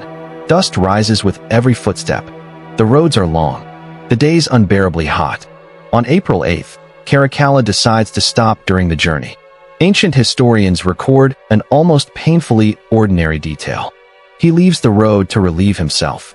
History has a peculiar sense of timing. While the emperor stands away from his escort, a soldier approaches. His name is Julius Martialis. Officially, he seeks a private audience. Instead, he draws a dagger. One swift strike. Caracalla falls. The emperor who trusted only soldiers dies beneath a soldier's blade. Martialis is immediately killed by nearby guards. But it no longer matters. The emperor is dead. For a few hours. Chaos. Then, the Praetorian prefect Macrinus steps forward. Perhaps reluctantly. Perhaps eagerly. Historians continue debating. Within days, the army proclaims him emperor. Notice once more the familiar pattern. The commander of the Praetorian Guard now sits upon the imperial throne. Not because of noble ancestry. Not because of senatorial election. Because he stood closest to power when the throne became empty.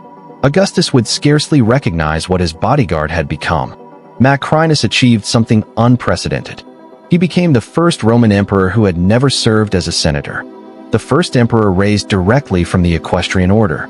Proof that military command and proximity to the Praetorian Guard could overcome centuries of political tradition. The kingmakers had once again chosen a king. Yet Macrinus would soon discover the cruelest lesson in Roman history. Winning the throne is much easier than keeping it. And somewhere far away in Syria, an ambitious grandmother named Julia Misa was already preparing a boy who claimed to be Caracalla's son. The Praetorian Guard, once again, would soon find itself choosing between loyalty and survival. Because in Rome, the story never truly ended. It simply changed emperors. The boy emperor and the grandmother who outsmarted an empire. There is an old saying that empires are built by generals, but often saved or destroyed by families. Rome had spent centuries pretending that bloodlines mattered less than merit. Augustus had adopted heirs. Trajan had been adopted. Hadrian had been adopted. Antoninus Pius had been adopted. Marcus Aurelius had broken that tradition when he chose his own son, Commodus, and history had not been kind to the experiment. Now, in the aftermath of Caracalla's murder, another family would quietly remind Rome that politics inside a palace could be every bit as dangerous as warfare on the frontier. Only this time, the most dangerous person in the empire was not an emperor. She was an elderly grandmother. Macrinus never expected to become emperor, or perhaps he had imagined it only in his most private moments. Either way, the reality proved far more difficult than the dream. He had risen because Caracalla was dead, but that did not mean Rome loved him. The Senate accepted him, mostly because it had little choice. The army tolerated him. For the moment. The Praetorian Guard remained loyal. Again, for the moment. Those three words, for the moment, describe much of Roman politics. Macrinus immediately faced a problem inherited from his predecessor. Caracalla had dramatically increased military pay. The soldiers adored him for it. The imperial treasury. Less so. Macrinus understood mathematics. The empire could not continue spending at such a reckless pace forever. Someone had to reduce costs. Unfortunately, that someone was now him. History has rarely rewarded rulers who begin their reign by paying soldiers less. Imagine the mood in a military camp. Veteran legionaries sit around evening fires. Bread hardens beside glowing embers. Wine passes slowly from hand to hand. One soldier quietly says, "They're reducing our pay." Another shrugs. A third stares silently into the flames. The conversation continues long after darkness falls. Money is never merely money. For soldiers, it represents years spent marching through snow. Scars carried home from forgotten battlefields. Friends buried beside distant rivers. Reduce the pay, and many begin wondering whether their loyalty is being discounted as well. Macrinus also attempted peace with the Parthian Empire. Again, entirely sensible. Years of campaigning had exhausted Rome. Peace meant fewer deaths, less expense, more stability. Yet many soldiers interpreted negotiation as weakness, especially after the aggressively military image cultivated by Caracalla. Rome had grown accustomed to emperors who promised victory. Compromise sounded strangely unfamiliar. Far away in Syria, another story quietly unfolded. Living in comfortable retirement was Julia Maesa, sister of Julia Domna, and of Caracalla, one of the wealthiest women in the Roman world. She possessed something even more valuable than wealth: patience. She watched events carefully. Macrinus sat upon the throne. The army seemed uncertain. The Severan family still possessed enormous prestige. Opportunity, she realized, had arrived. Julia Maesa had two grandsons. One of them was a 14-year-old boy. His official name was Varius Avitus Bassianus. History would remember him by another name, Elagabalus, or Heliogabalus, depending upon which ancient writer you happen to prefer. At 14, he served as high priest of the Syrian sun god Elagabal. He had no military experience, no administrative training, no political education. He possessed something infinitely more useful, a remarkable resemblance to Caracalla. Julia Maesa understood human psychology almost as well as any Roman general. Rumors require very little evidence. She quietly encouraged a fascinating story. Her grandson, she suggested, was actually the illegitimate son of Caracalla. Whether anyone truly believed this remains uncertain. Many almost certainly doubted it. Yet soldiers often prefer comforting stories over inconvenient truths. If the boy resembled Caracalla, if he carried Severan blood, if supporting him restored generous military pay, perhaps the details mattered less. Imagine the first meetings. Small groups of officers invited discreetly to Julia Maesa's estate. Lavish dinners, excellent wine, quiet conversations after sunset. The young priest appears, dark-haired, confident, surprisingly charismatic. The grandmother carefully watches every reaction. No speeches about constitutional law, no philosophical debates. Only one gentle question hanging unspoken in the air. Doesn't he remind you of Caracalla? Sometimes suggestion accomplishes more than argument. Soon the Legio III Gallica proclaimed the boy emperor. Just like that, one legion's decision transformed the political landscape. Macrinus suddenly faced another rival. History was repeating itself again. Rome seemed trapped inside an endless cycle. An emperor, a challenger, an army choosing sides. The Praetorian Guard waited. Watching carefully, Macrinus finally acted. He gathered loyal forces, marched eastward.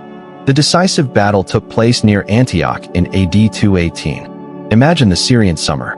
Dust hangs in the air long before the armies meet. The heat presses relentlessly upon helmets and shields. Men wipe sweat from their eyes before gripping spears once more. The horizon shimmers beneath the afternoon sun. Neither side truly knows how many friends, or future enemies, stand across the field. Civil wars are peculiar that way. Every Roman soldier sees another Roman soldier approaching. The fighting itself proved surprisingly brief. Macrinus' army began well. Then, something changed. Units started wavering. Some defected. Others simply lost heart. The Severan name still carried enormous emotional weight. Macrinus realized the battle was slipping away. He fled. History has often judged fleeing emperors harshly, usually because it rarely saves them. Disguised in ordinary clothing, Macrinus attempted escape. Imagine the former emperor riding desperately across unfamiliar countryside. Gone are the purple robes. Gone the ceremonial guards. Gone the cheers. Only dust. Exhaustion. Fear. Eventually he was captured. Soon afterward, executed. His reign had lasted barely 14 months. The first emperor raised directly from the Praetorian prefecture had fallen almost as quickly as he had risen. The 14-year-old Elagabalus entered the Roman world as emperor. Imagine the reactions inside Rome. The Senate sighed. Again, another teenager. Another unexpected ruler. Another uncertain future. The Praetorian Guard prepared to welcome yet another master. Some older veterans probably struggled to remember how many imperial oaths they had sworn. Nero, Galba, Otho, Vitellius, Vespasian, Titus, Domitian, Nerva, Trajan, Hadrian, Antoninus, Marcus, Commodus, Pertinax, Julianus, Severus, Caracalla, Macrinus. Now, another emperor. One begins to understand why Roman soldiers rarely became emotionally attached to governments. When Elagabalus finally reached Rome, it quickly became apparent that he had very different priorities. His greatest passion was not administration, nor military command, nor frontier defense. It was religion. Specifically, the worship of the Syrian sun god Elagabal. The young emperor genuinely believed this deity deserved supreme honor across the Roman world. To him, this seemed entirely reasonable. To conservative Romans, it appeared astonishing. Imagine the ceremonies. Priests dressed in brilliantly colored Eastern robes. Exotic music echoing through Roman streets. Sacred black stones carried in elaborate processions. Incense unlike anything Italians had previously smelled. The emperor himself dancing before the altar with extraordinary enthusiasm. Rome had always absorbed foreign religions. That was nothing new. But for the emperor to place an Eastern cult above Jupiter himself, many Romans found the idea deeply unsettling. The Praetorian Guard watched all of this with growing uncertainty. Soldiers generally care less about theology than politicians. What mattered to them was stability, pay, leadership, predictability. Elagabalus offered remarkably little of the third. Ancient historians, especially members of the senatorial elite, portray him as extravagant, eccentric, and deeply scandalous. Modern historians urge caution. Many ancient accounts were written by authors who intensely disliked him and almost certainly exaggerated some stories. Even after allowing for bias, the reign was undeniably unconventional. The young emperor increasingly ignored experienced advisors. Julia Misa noticed. Quietly, carefully, she had placed her grandson upon the throne. Now she watched him gradually alienate nearly everyone whose support mattered. The Senate disliked him. The people grew confused. Most importantly, the Praetorian Guard became restless. The grandmother recognized the warning signs long before the boy did. Then she made another extraordinary decision. If one grandson endangered the dynasty, perhaps another grandson could save it. Julia Misa persuaded Elagabalus to adopt his younger cousin, a thoughtful 13-year-old named Alexianus. History would know him as Alexander Severus. Unlike Elagabalus, Alexander appeared calm, respectful, educated, disciplined. The Praetorian Guard noticed immediately. They began cheering the young prince far more enthusiastically than the emperor himself. That should have worried Elagabalus. It did. Eventually, jealousy grew. The emperor reportedly considered removing his adopted heir, perhaps even killing him. Word spread rapidly through the palace. The guard heard the rumors. Older veterans exchanged uneasy glances. They had seen this story before. Whenever an emperor began viewing his own successor as an enemy, blood usually followed. Only this time, The Praetorian Guard had grown tired of unpredictable rulers. They had another candidate, one standing only a few rooms away, and for perhaps the first time since Augustus founded the Guard nearly 3 centuries earlier. The bodyguards were about to decide that the emperor himself had become the greatest threat to Rome's stability. The kingmakers were preparing to choose again. Only this time, they would choose a boy over the man already wearing the purple. Alexander Severus, the last chance for peace. There is a certain sadness that hangs over rulers who are remembered less for what they accomplished, and more for what they almost accomplished. Alexander Severus belongs to that quiet company. He was not Rome's greatest conqueror. He did not expand the empire to dazzling new frontiers. He left behind no towering column like Trajan, no immense wall like Hadrian, no philosophical masterpiece like Marcus Aurelius. Instead, he inherited an empire that had become exhausted. Tired of palace conspiracies, tired of military auctions, tired of emperors appearing and disappearing with alarming regularity. Perhaps, just perhaps, he represented one final opportunity to return Rome to calmer days. History, however, had already begun changing in ways that no emperor could fully control. The final months of Elagabalus' reign felt strangely familiar.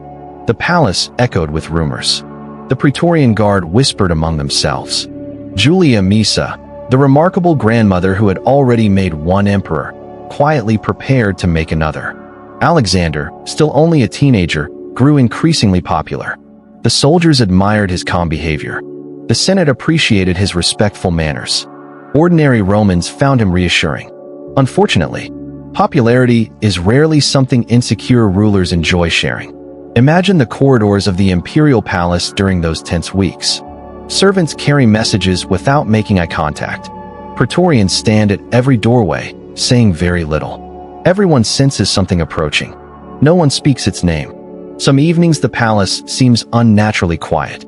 Even the fountains appear louder than usual. History often pauses briefly before changing direction. Elagabalus reportedly attempted to remove Alexander from public life. Perhaps he hoped distance would weaken the young prince's popularity. Instead, it produced the opposite effect. The Praetorian Guard demanded to see Alexander. Rumors spread that he had been murdered. The soldiers became furious. Thousands gathered outside the palace. The emperor finally presented Alexander alive. For a moment, the crisis seemed over. It was not. Trust, once broken, is remarkably difficult to rebuild. March, AD 222. The inevitable finally arrived. Ancient sources describe confusion inside the Praetorian camp. Some guards openly refused orders. Others proclaimed support for Alexander. Elagabalus and his mother attempted to flee. They never escaped. Praetorian soldiers caught them. The young emperor was killed. He was only 18 years old. His mother died beside him. Their bodies were dragged through the streets before being thrown into the Tiber. It was a brutal ending, one that reflected Rome's increasingly violent political culture. The Praetorian Guard had once again decided who would rule. Alexander Severus became emperor at just 13 years old, too young to govern alone. Fortunately, he possessed something few child rulers enjoy: capable adults. Julia Maesa remained a powerful influence until her death. Afterward, Alexander's mother, Julia Mamaea, assumed much of the responsibility for government. Ancient Roman society rarely celebrated politically powerful women. Nevertheless, several had quietly shaped the empire for generations. Without armies, without official titles, simply through intelligence, patience, and proximity to power.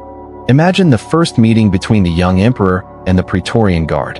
The soldiers stand in perfect formation inside the Castra Praetoria. Their polished helmets catch the morning sunlight. Alexander walks slowly before them. He is scarcely older than many new recruits. Yet every man present raises his right hand in salute.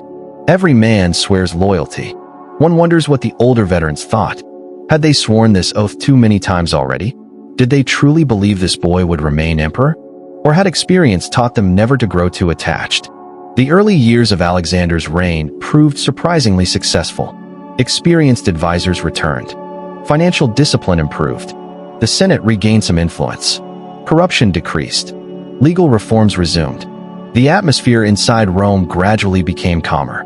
Not perfect, merely calmer. Sometimes that is enough. After decades of instability, ordinary people rarely ask for miracles. They ask for predictability.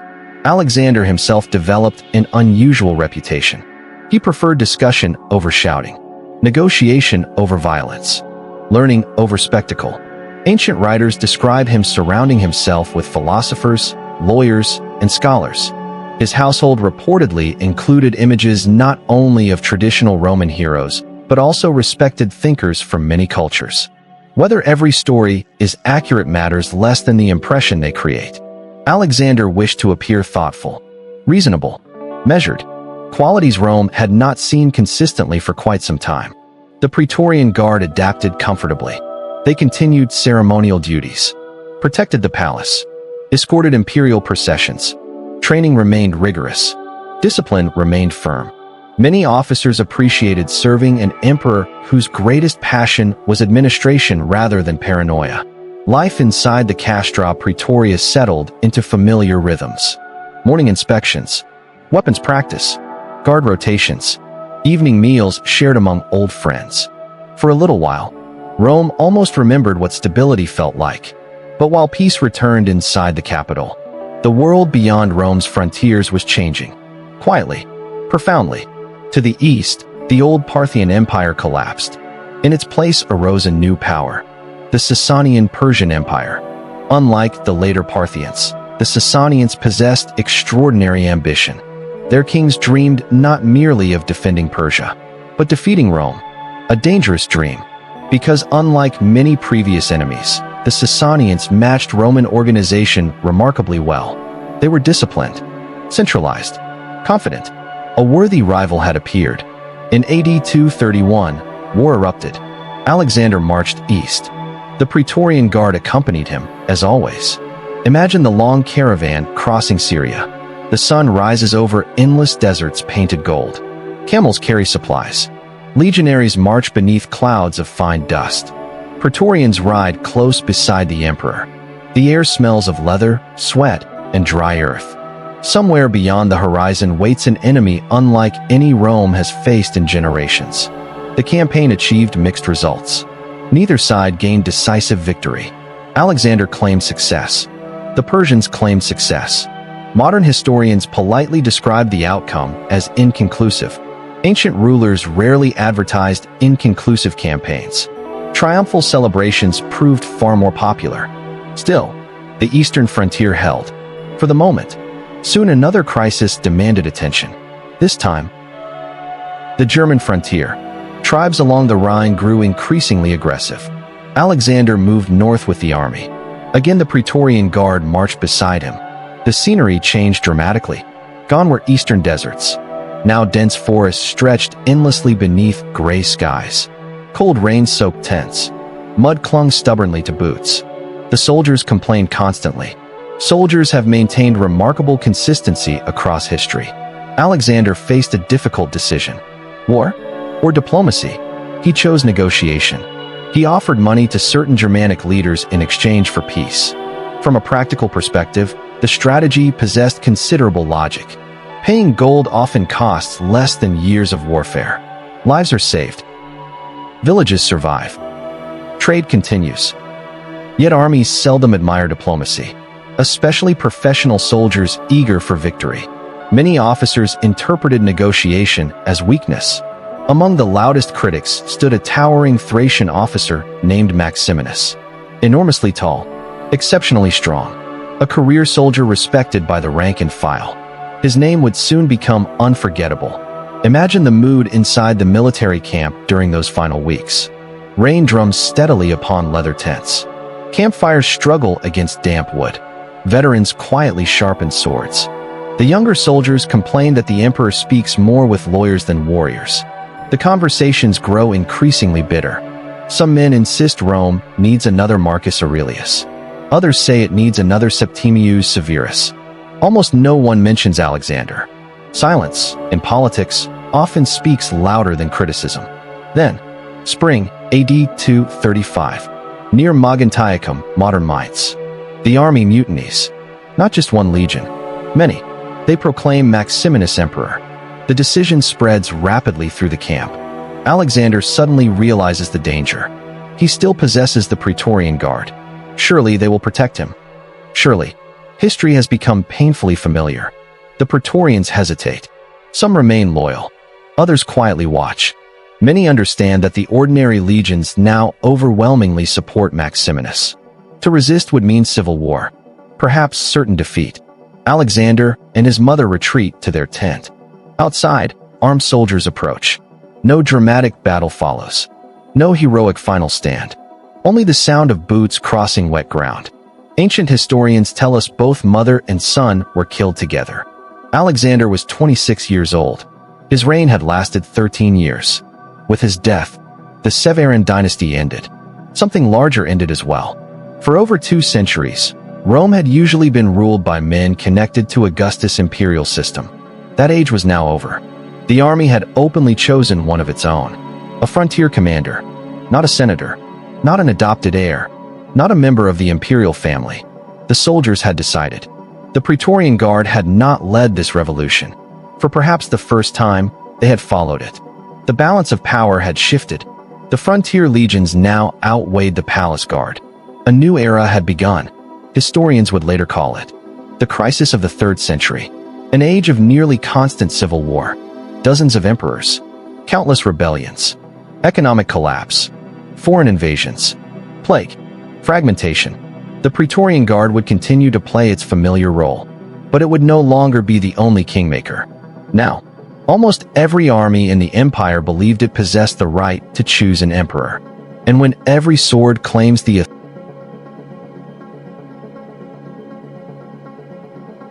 crisis of the 3rd century, when every army wanted an emperor. If the Roman Empire had been a great oak tree, the 3rd century was the storm that refused to end. Not one violent night, not a single bolt of lightning, but decades of relentless wind. Branches breaking, roots exposed, leaves stripped away one season after another. And somehow, the old tree remained standing. Barely. For the Praetorian Guard, this was both the greatest opportunity it had ever known and the beginning of its slow decline. Because when everyone can make an emperor, no one truly controls the throne anymore. The death of Alexander Severus in AD 235 sent a shockwave through the empire. For generations, succession had usually been managed, however imperfectly, through dynasties, adoption, or palace politics. Now the frontier army on the Rhine had simply looked at its commanding officer and declared, no Senate debate, no careful transition, no ceremonial approval beforehand, just soldiers raising shields and shouting the name of a new emperor. It was brutally simple, and simplicity has a dangerous habit of spreading. That commander was Maximinus Thrax, the Thracian. Ancient writers describe him as a giant. Some claim he stood over 8 feet tall. That is almost certainly an exaggeration. Roman historians loved making larger-than-life figures literally larger than life. Still, everything suggests he was extraordinarily tall and physically imposing. A career soldier, a man who had risen through ability rather than aristocratic birth. Unlike many earlier emperors, Maximinus had spent almost no time inside the polished halls of Rome. His education came from military camps, frozen rivers, battlefields, long marches. The army adored him. The Senate did not. Imagine the first news reaching Rome. Messengers arrive covered in dust. Officials gather. The Senate listens in uneasy silence. Alexander Severus is dead. A frontier commander has been proclaimed emperor. Someone quietly sighs. Others simply lower their heads. Another civil war seems almost inevitable. The city has begun to lose its ability to be surprised. Maximinus never even visited Rome after becoming emperor. That fact alone says much about the changing empire.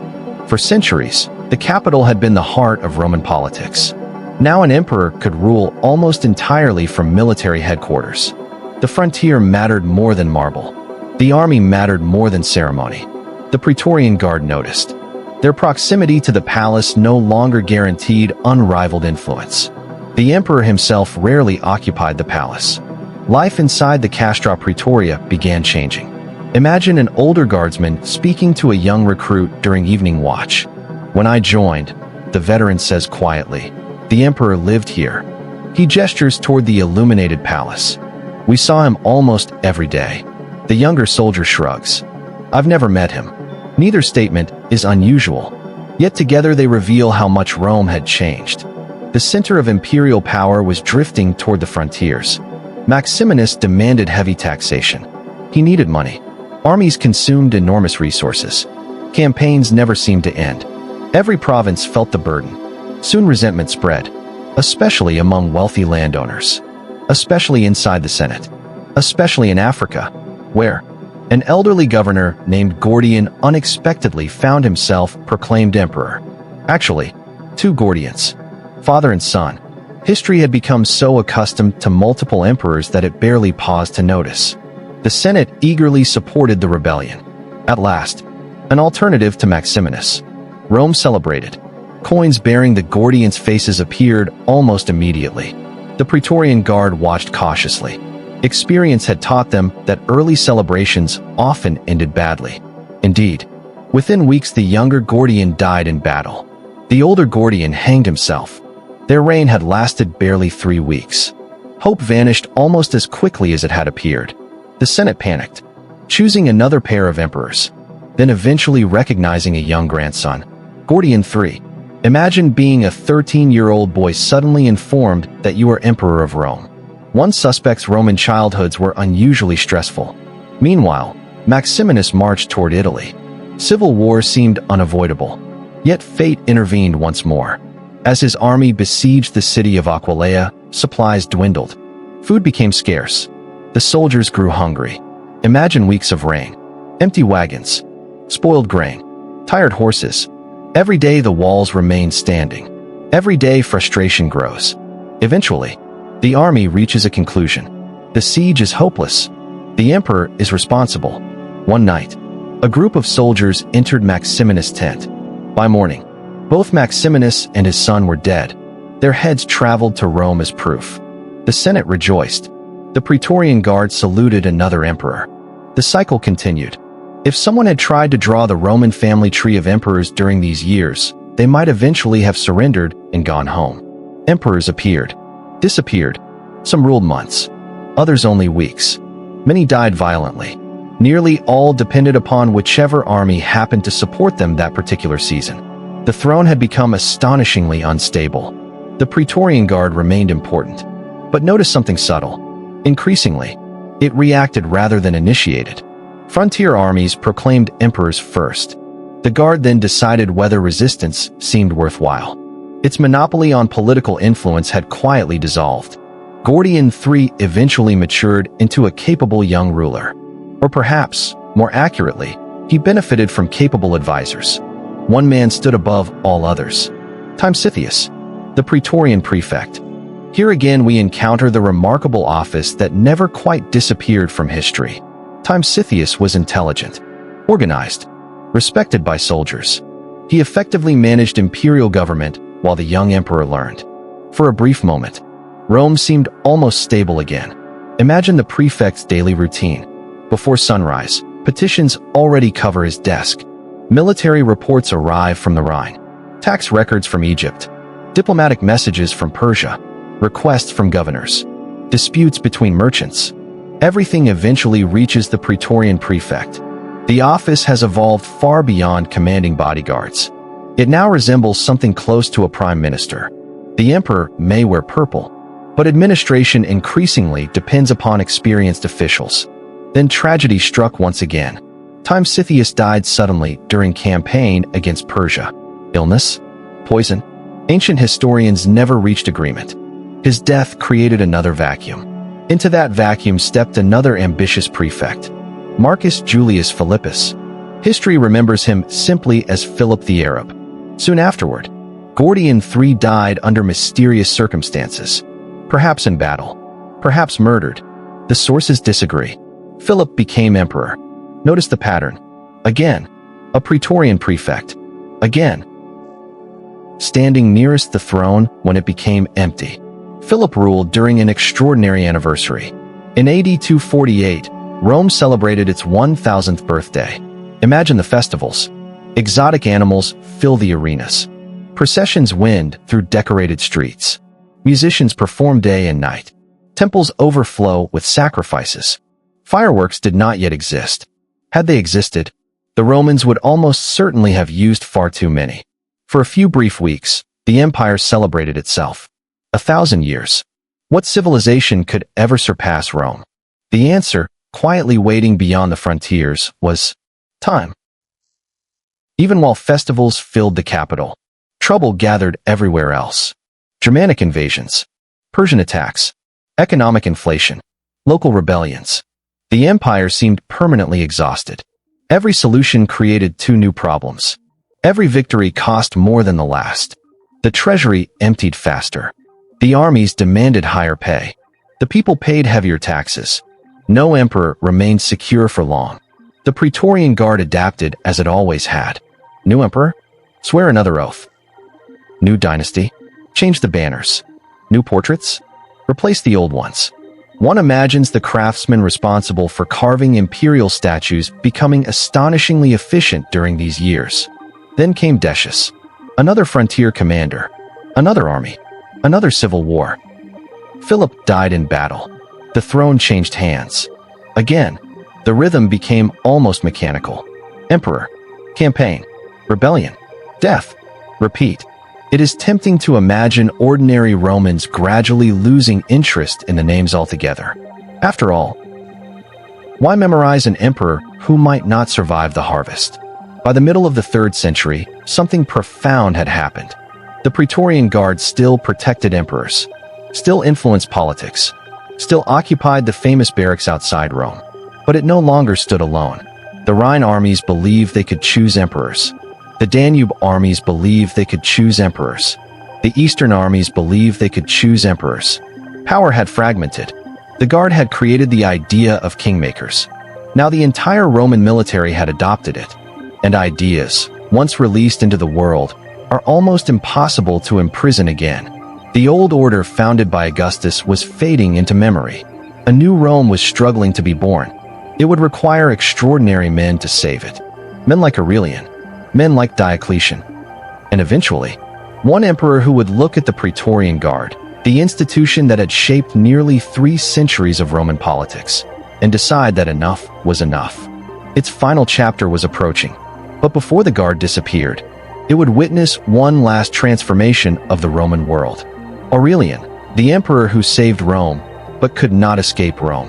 There are some rulers remembered for building, others for conquering, others still for changing the course of civilization with laws, ideas, or faith. Then there are the rare few who are remembered simply because they arrived at exactly the moment history needed them. Without them, everything might have ended. Lucius Domitius Aurelianus, Aurelian, was one of those men. When he became emperor in AD 270, the Roman Empire was not merely weakening. It was coming apart. Literally. Imagine looking at a map of Rome at that moment. It no longer resembles the mighty empire of Trajan. Instead, it appears fractured. To the west, much of Gaul, Britain, and parts of Spain have broken away into what historians call the Gallic Empire. To the east, the wealthy provinces around Syria acknowledge another ruler, the famous Queen Zenobia of Palmyra. The emperor in Rome controls Italy, the Balkans, and several neighboring regions.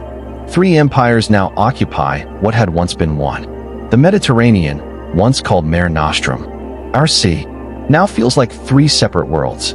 The old unity is cracked. Ordinary Romans notice the difference immediately. Merchants complain that trade routes no longer feel safe.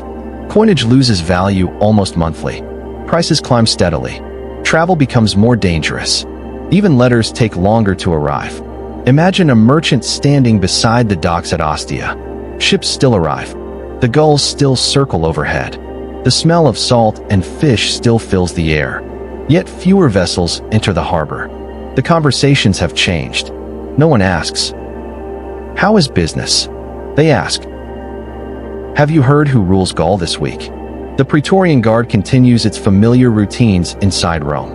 Morning inspections, guard rotations, ceremonial escorts. Yet something fundamental has changed. The emperor no longer spends most of his time inside the capital. Campaigns dominate imperial life. The Guard marches more than it once did.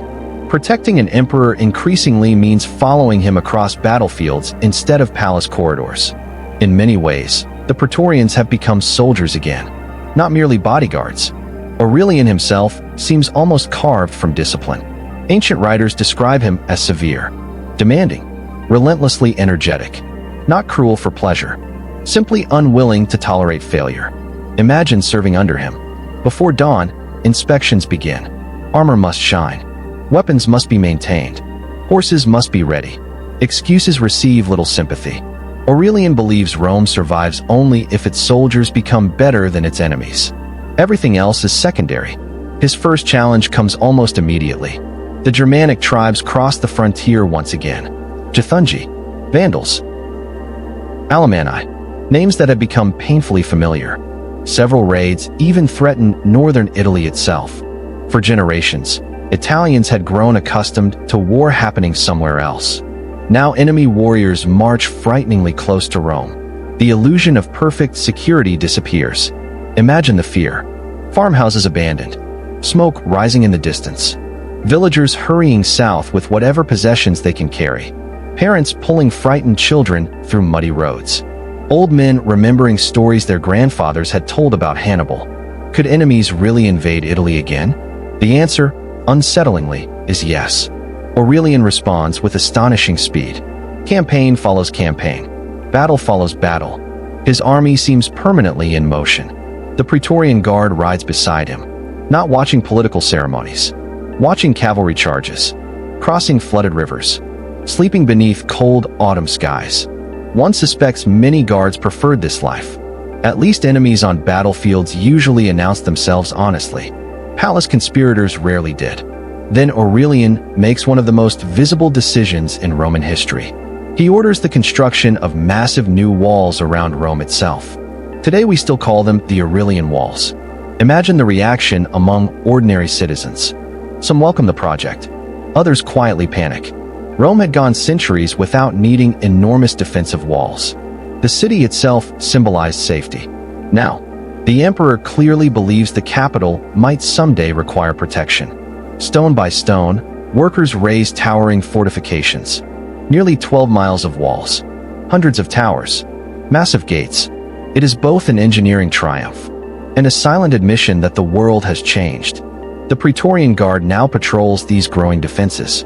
Imagine walking the newly built walls at sunrise. Mist drifts over the Tiber. The city slowly awakens beneath you. Temple roofs glow golden. The Colosseum catches the first light. Somewhere beyond the distant countryside lies uncertainty. Perhaps invasion. Perhaps peace. No one knows. The walls become more than military defenses. They become symbols of an empire learning humility. Even Rome, eternal Rome, now prepares for siege. Once Italy is secure, Aurelian turns east. There waits perhaps the most remarkable opponent of his career. Zenobia, Queen of Palmyra. She had transformed a wealthy caravan city into an independent empire stretching across Syria, Egypt, and much of the eastern Mediterranean. Intelligent, charismatic, ambitious. Ancient writers admired her even while calling her Rome's enemy. She claimed descent from Cleopatra. Whether true hardly mattered. She certainly possessed Cleopatra's confidence. Imagine the Eastern Campaign. The air grows warmer. The landscape shifts from green valleys to dry plains shimmering beneath relentless sunlight. Palm trees appear beside ancient roads. Caravans carrying silk and spices pass Roman columns heading toward war. The Praetorian Guard, accustomed to Rome's marble streets, now camps beneath brilliant desert stars. Night in Syria feels different. The silence is wider. The sky somehow larger. Aurelian defeats Zenobia through relentless campaigning. Battle after battle. City after city. Eventually she attempts escape toward Persia. Roman cavalry intercept her. She becomes Aurelian's prisoner. Palmyra surrenders. The Eastern Empire rejoins Rome. For the first time in years, the map begins looking familiar again. Almost immediately, Aurelian marches west. No celebration. No long rest. The Gallic Empire still remains independent. Its ruler, Tetricus, prepares for battle. The decisive confrontation occurs near Chalons. Imagine two enormous Roman armies facing one another. both carrying Roman standards, both speaking Latin, both believing themselves legitimate.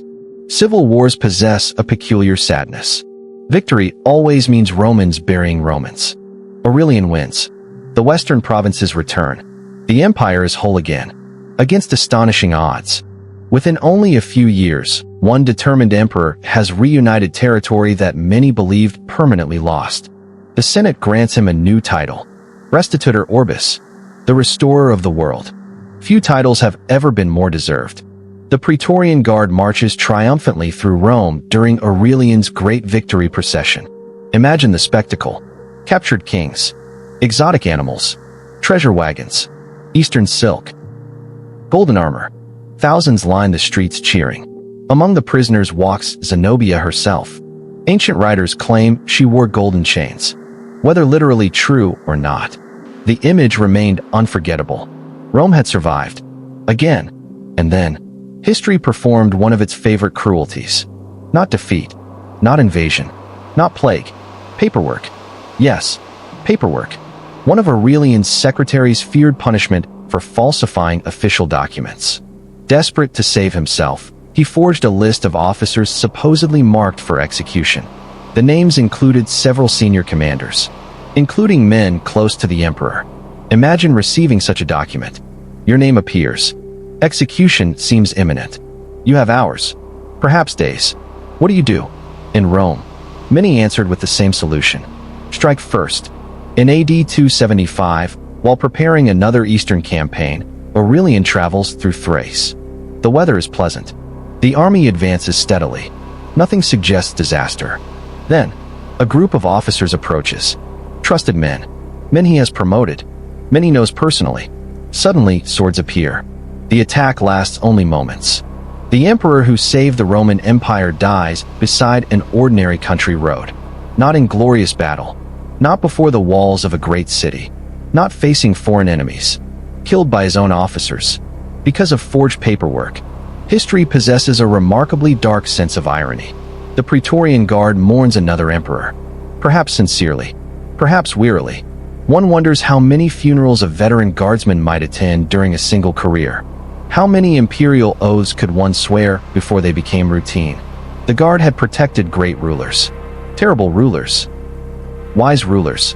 Mad rulers. Children. Generals. Philosophers. And still, death found nearly all of them.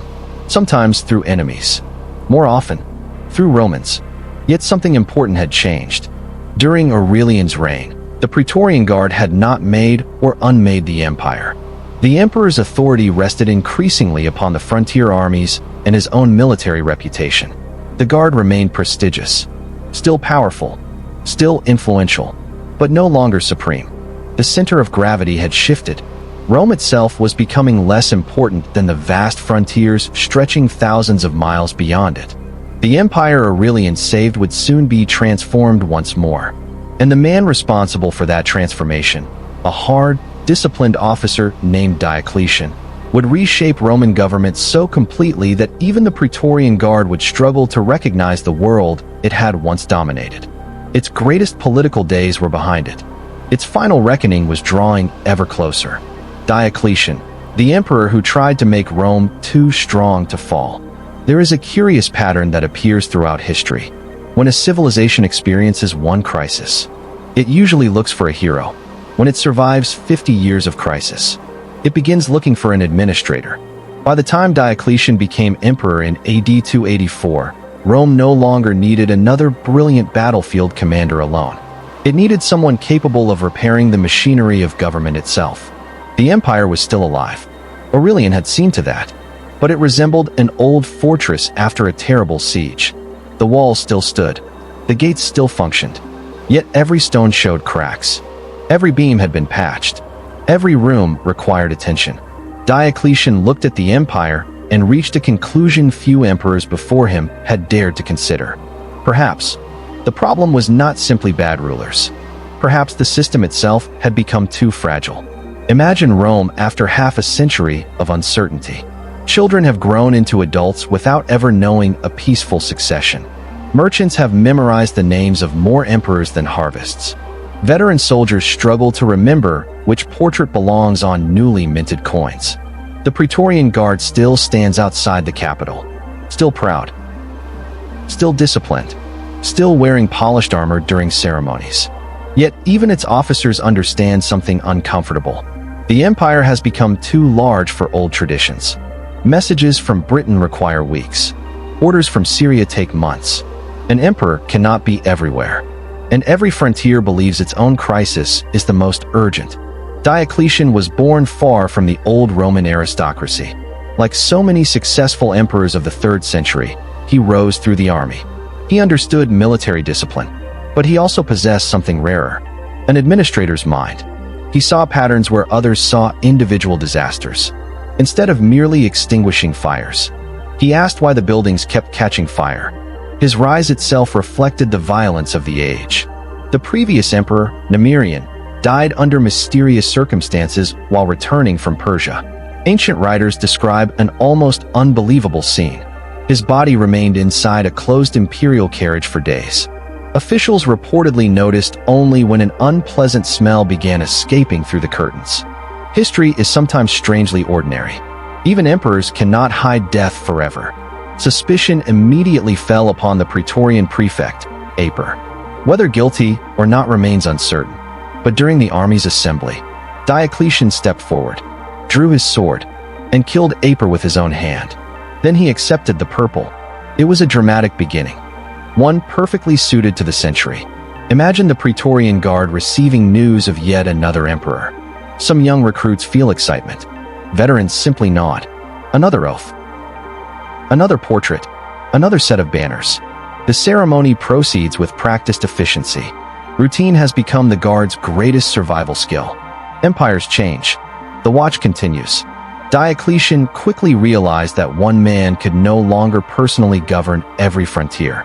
The empire stretched from the Atlantic Ocean to the Persian border, from the cold Scottish highlands to the burning sands of Egypt. No emperor, however energetic, could respond to every invasion, rebellion, famine, and political crisis. The distances alone defeated even the fastest horse. So he proposed something revolutionary, not dividing the empire, sharing its government. At first he appointed a trusted colleague, Maximian, another experienced soldier. Diocletian governed the east. Maximian governed the west. One empire, two emperors. Later, the system expanded further. 2 senior emperors, 2 junior emperors, 4 rulers in total. History remembers this arrangement as the Tetrarchy, the rule of 4. Imagine explaining that to Augustus, the founder who had spent decades carefully hiding monarchy beneath republican language would likely stare in astonishment. Rome now openly acknowledged that its problems required multiple emperors. The Praetorian Guard faced an unexpected consequence. If there were 4 emperors, which emperor truly needed Rome's bodyguard? Increasingly, none of them remained in Rome for long. Diocletian preferred cities closer to the frontiers. Nicomedia in the east. Maximian often ruled from Milan. Other imperial courts appeared elsewhere. The political heartbeat of the empire began moving away from the Eternal City. The Praetorian Guard remained in Rome. The emperors increasingly did not. Imagine standing inside the Castra Praetoria during these years. The barracks remain busy. Training continues. Ceremonies continue. Yet the palace next door feels strangely quiet. Days pass without imperial processions. Weeks pass without great audiences. The guard still protects imperial property, still patrols the capital. But the emperor, maybe hundreds of miles away, one almost senses the institution wondering what its future will be. Diocletian's reforms reached every corner of Roman life. Taxes became more organized. The army expanded dramatically. Military and civilian authority were increasingly separated. Provincial governments were reorganized. The empire became more bureaucratic, more structured. Some citizens undoubtedly complained. People generally complain whenever governments become more organized. Yet many reforms proved effective. After decades of chaos, predictability possessed enormous value. Then came one of Diocletian's most controversial decisions. Prices, or rather, the lack of stable prices. Inflation had become severe. Coins contained less silver than before. Merchants constantly raised costs. Ordinary families struggled, so Diocletian issued the famous edict on maximum prices. It attempted to fix the highest legal price for hundreds of goods and services: bread, wine, shoes, transport, even wages. Imagine walking through a Roman marketplace afterward. Every merchant studies the new regulations. Some obey, others quietly hide goods. Many simply stop selling altogether. History has repeatedly shown that controlling prices is easier to announce than enforce. The Praetorian Guard occasionally found itself enforcing these economic policies. Not glamorous work. Inspecting markets, investigating complaints, maintaining order. The guard that had once crowned emperors now sometimes settled commercial disputes. Power changes shape over time. Diocletian also transformed the image of the emperor. Earlier rulers often presented themselves as first citizens, accessible, approachable. Diocletian preferred something grander. The emperor became almost sacred. Court ceremonies grew elaborate. Visitors bowed deeply. Imperial clothing became increasingly magnificent. Distance itself became a political tool. If people rarely saw the emperor, they might imagine him as something greater than ordinary humanity. There is practical wisdom hidden inside the spectacle. Familiarity often weakens authority. Mystery strengthens it. For the Praetorian Guard, these ceremonial changes meant new responsibilities. Guarding elaborate audiences, escorting foreign ambassadors, maintaining rigid court protocol. Precision mattered enormously. Every movement carried symbolic meaning. The Guard had become part military unit, part theatrical company. The performance of imperial power had become almost as important as power itself.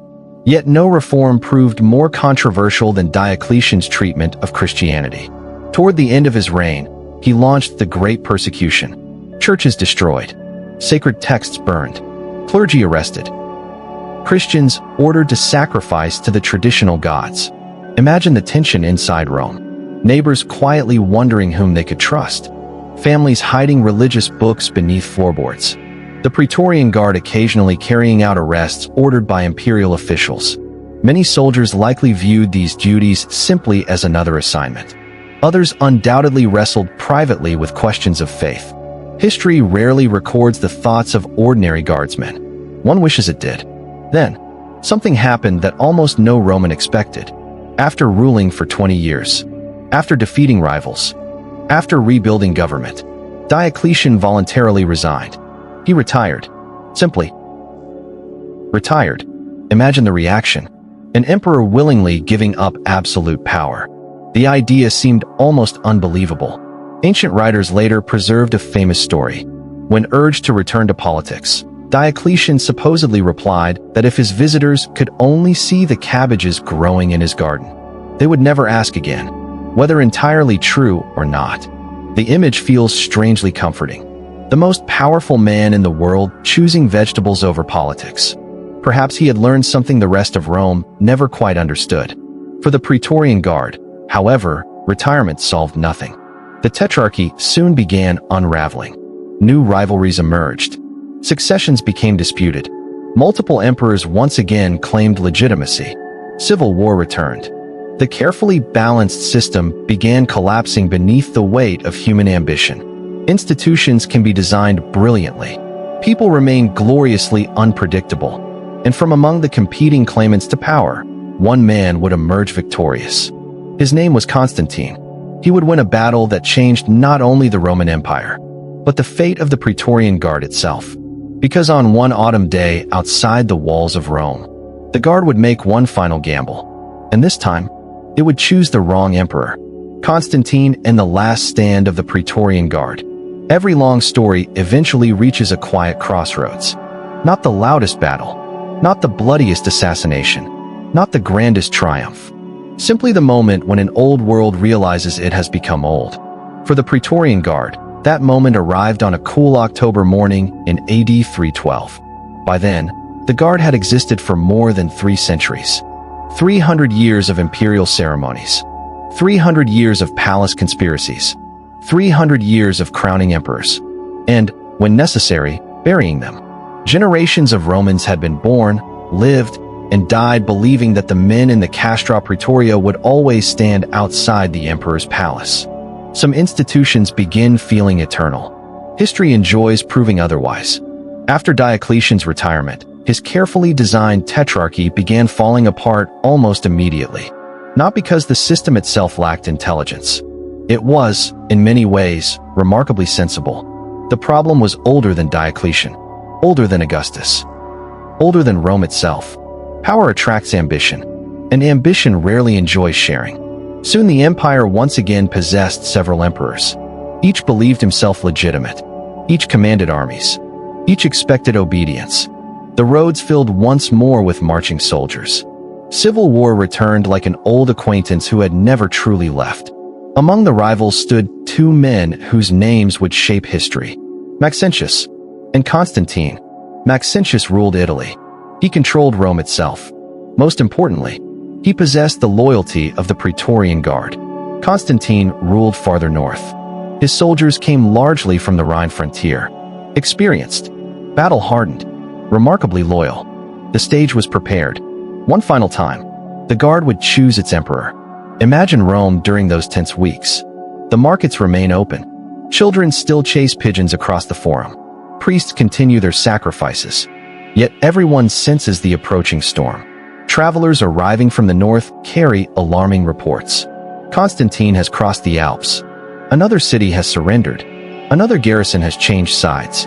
The distance between rumor and reality grows shorter every day. Inside the Castra Praetoria, preparations begin. Armor receives careful polishing. Sword edges are inspected. Horse harnesses repaired. Veteran guardsmen quietly help younger recruits tighten unfamiliar equipment. Some of these older soldiers have served under 3, 4, perhaps even 5 different emperors. They have survived countless political storms. Surely they will survive another. Or so they hope.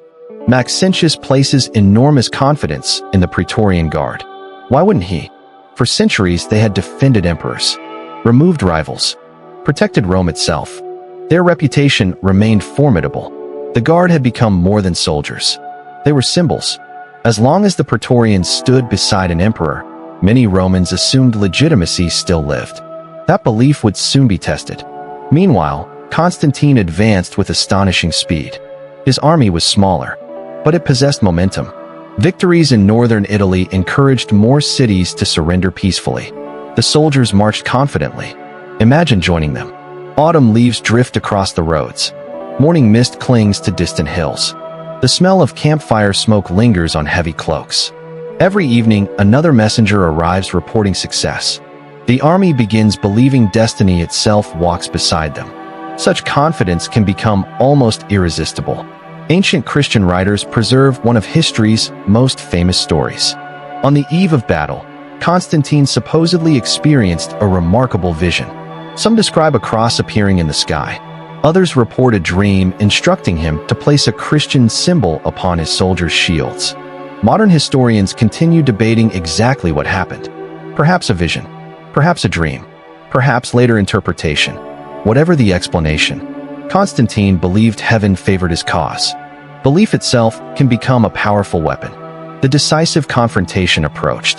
The location, the Milvian Bridge, a crossing over the Tiber just north of Rome. Imagine dawn on October 28th. The river moves quietly beneath pale morning light. Mist hangs above the water. Thousands of soldiers wait in tense silence. Some pray. Some sharpen swords one final time. Others simply stare toward the opposite bank. No speeches can fully quiet the fear before battle. Only routine. Check your helmet. Adjust your shield. Grip your spear. Wait. The Praetorian Guard occupies a place of honor within Maxentius' army. Their polished armor catches the rising sun. These are elite troops. Well-trained. Confident. Many genuinely believe they are defending the rightful emperor. History often places honorable soldiers in impossible political situations. The men standing beside you matter far more than distant constitutional arguments. The battle begins. At first, chaos. Trumpets echo across the river. Arrows darken the sky. Infantry advances. Cavalry charges. Dust rises until the battlefield almost disappears beneath a brown haze. Somewhere inside that confusion, the Praetorian Guard fights exactly as it always has. Professionally, bravely, determined. Ancient enemies had long respected their discipline. That discipline remained real until the very end. But discipline alone cannot rescue a collapsing strategy. Maxentius had chosen to fight with the Tiber behind his army. Retreat suddenly became difficult, then impossible. As Constantine's troops pressed forward, panic spread through sections of the line. Crowds of fleeing soldiers rushed toward the bridge. The bridge itself collapsed beneath the desperate mass. Men fell into the river. Armor dragged many beneath the water. Ancient historians record that Maxentius himself drowned in the Tiber.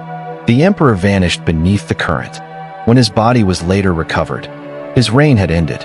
Imagine the battlefield after sunset. The shouting has ceased. Smoke drifts slowly across abandoned weapons. Broken shields float quietly downstream. The river carries away helmets, spears, and memories alike. The wounded call softly for water. The victorious search for friends. The defeated search for survivors. History always grows strangely quiet after deciding its outcome. Constantine entered Rome in triumph. The people welcomed him. The Senate acknowledged him. The empire had another master. The Praetorian Guard waited, perhaps hoping for mercy. After all, they had merely supported the losing emperor. Surely this had happened before. It had. Many times. This time would be different. Constantine understood Roman history. He knew the Guard's record. Caligula, Galba, Pertinax, Julianus. Countless conspiracies. Countless interventions. Too many emperors owed their throne to palace soldiers. Too many others had lost their lives because of them. Constantine reached a conclusion no previous ruler had fully embraced. The institution itself had become the problem, not individual commanders, not temporary corruption. The Guard.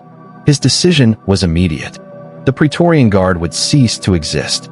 Not reformed, not reorganized. Ended. The Castra Praetoria was dismantled, its defensive walls partially demolished. The famous barracks that had dominated Roman politics for generations lost their purpose almost overnight. Some former guardsmen were transferred into ordinary military service. Others were dismissed. The elite unit created by Augustus more than 300 years earlier simply disappeared. No final parade. No farewell ceremony. No magnificent last speech. Just an imperial order. Sometimes institutions die as quietly as the paper upon which their sentence is written. Imagine walking through the abandoned Castra Praetoria a few weeks later. The parade grounds stand empty. Baroque doors swing gently in the autumn breeze. Training yards echo only with silence. The towers no longer watch over Rome. The banners are gone. The armor has been carried away. 3 centuries of ambition. Gone. One almost expects to hear distant footsteps that never come. Constantine replaced the Praetorians with different units. The Scoli Palatini became the emperor's new elite guard. They would protect the ruler, escort ceremonies, stand beside the throne. But they were deliberately designed differently. They possessed prestige, not political independence. Constantine intended that no bodyguard would ever again become kingmaker. Whether he succeeded completely is another question. History rarely guarantees permanent solutions. The destruction of the Guard marked more than the end of one military unit. It marked the end of an entire chapter of Roman government. Augustus had created the Praetorian Guard because he feared assassination. Ironically, the institution designed to protect emperors had eventually become one of the greatest dangers emperors faced. It had saved rulers. It had murdered rulers. It had preserved stability. It had sold the empire to the highest bidder. Few organizations in history have accomplished so much, or caused so much trouble. Constantine's Rome would become something new, Christian, more centralized, increasingly focused on new imperial capitals. Eventually, Constantinople itself would eclipse ancient Rome. The world that produced the Praetorian Guard was fading into memory. Marble temples slowly gave way to churches. Old gods retreated. New ideas flourished. Empires, like people, cannot remain young forever. They change, or they disappear. The Praetorian Guard did not survive that transformation, but its story did. And that story still whispers through the ruins of Rome. In worn stone, in broken walls, in the empty ground where the Castra Praetoria once stood, the men who believed they could choose emperors had finally been judged by history itself. Epilogue: the men who chose emperors. It is late now. The city has finally grown quiet. The crowds have gone home. The markets have closed. The Senate House stands empty beneath the pale glow of the moon. A cool wind drifts through the forum, weaving between broken columns that once witnessed triumphal processions, political speeches, desperate conspiracies, and the footsteps of men who believed Rome would last forever. If you listen carefully, you might almost hear armor. Not because ghosts walk these stones, but because history has a curious habit of lingering in places where power once lived.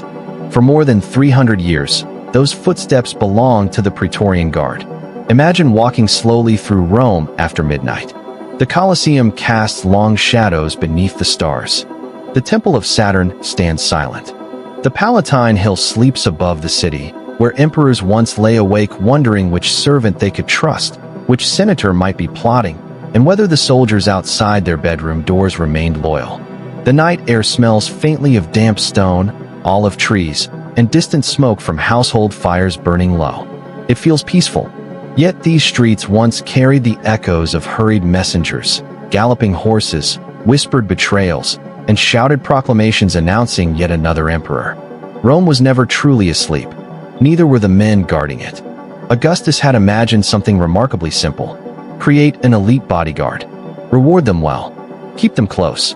Protect the emperor. Protect stability. It was, in many ways, an entirely reasonable idea. Indeed, for a while it worked. The first Praetorians were professionals. Disciplined soldiers chosen to stand closer to power than almost anyone else in the empire. They were expected to be shields. History slowly transformed them into something else. Power changes people. Not always dramatically, often very quietly. Imagine a young recruit entering the Castra Praetoria around the reign of Tiberius. He dreams of honor, prestige, perhaps a comfortable retirement after years of loyal service. Then he watches Sejanus command senators. He sees Caligula fall, Claudius proclaimed, Nero abandoned, Galba betrayed, Pertinax murdered, Julianus purchased, one emperor after another rising and falling because men wearing the same uniform as his possessed the authority to decide. How could anyone serve in such an institution without gradually believing that the institution itself mattered more than the emperor? It would have been difficult, perhaps impossible. The Praetorian Guard did not wake one morning and decide to rule Rome. No institution changes so suddenly. Instead, each generation inherited a little more influence. One successful intervention became a precedent. One political victory encouraged another. One assassination made the next seem less shocking. History often slides rather than leaps. People living through change rarely notice how far they have traveled until someone points back toward where they began. There is a certain irony in all of this.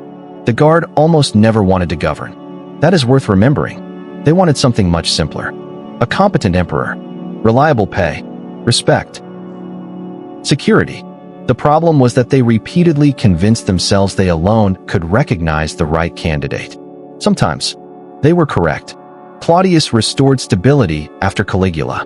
Vespasian rescued Rome after civil war. Septimius Severus ended the disgrace of the imperial auction.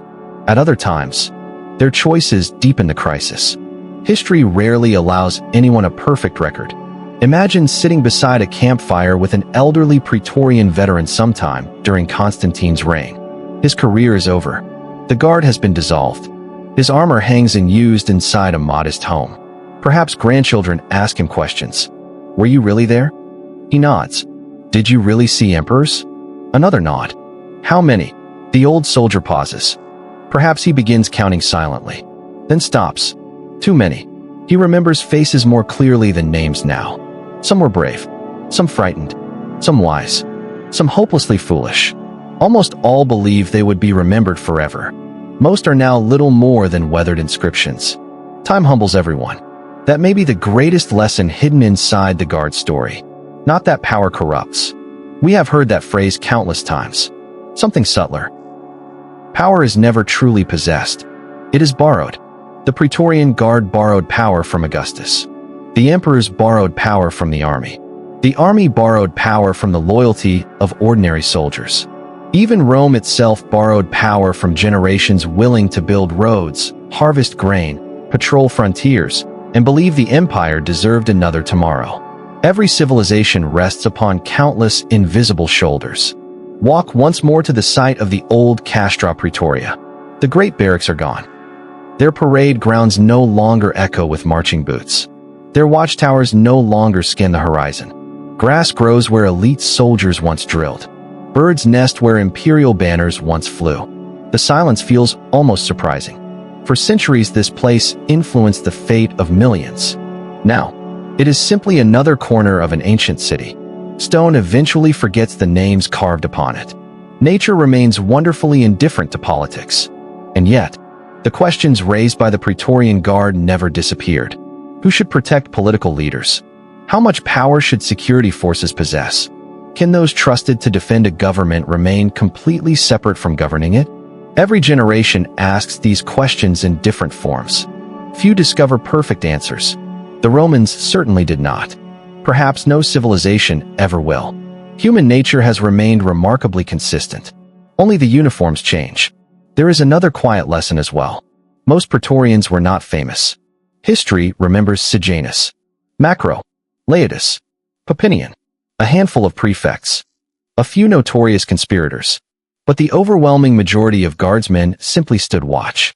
Night after night, winter after winter, holding torches outside palace gates, escorting frightened emperors through cheering crowds, writing letters home, complaining about weather, missing their families, sharing bread with friends, laughing at bad jokes, wondering when their service would finally end. History often forgets ordinary people because they succeeded at remaining ordinary.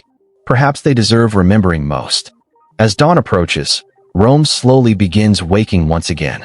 The first merchants prepare their stalls. Temple bells ring softly in the distance. A baker pulls fresh loaves from a stone oven. The smell of warm bread drifts through narrow streets exactly as it did 2,000 years ago. The empire is gone. The emperors are gone. The Praetorian Guard is gone. Yet morning still arrives. The sun still climbs above the same 7 hills. Life continues. It always has. It always will. So tonight, as you leave the marble palaces behind and allow the city to fade gently into darkness, remember the strange journey we have taken together. We met Augustus, who believed he could create the perfect guardian. We watched Sejanus discover that bodyguards could become politicians. We saw Claudius hiding behind a curtain while frightened soldiers accidentally found an emperor. We stood beside the auction where the greatest empire on earth was sold to the highest bidder, as if that could ever end well. We marched with Septimius Severus as he humbled the kingmakers. We watched generations of soldiers swear oath after oath to rulers who came and went with astonishing speed. We witnessed Constantine quietly erase an institution that had outlived almost everyone who created it. Through triumph, through betrayal, through glory, through absurdity, the Praetorian Guard remained one of history's greatest reminders that the people standing closest to power often shape history far more than the people sitting upon the throne. And now, the torches burn low. The palace doors close. The last sentry quietly changes the watch. Somewhere beyond the hills, dawn waits patiently. The city exhales. The voices fade. The footsteps disappear into the ancient stone. And Rome, eternal, restless, magnificent.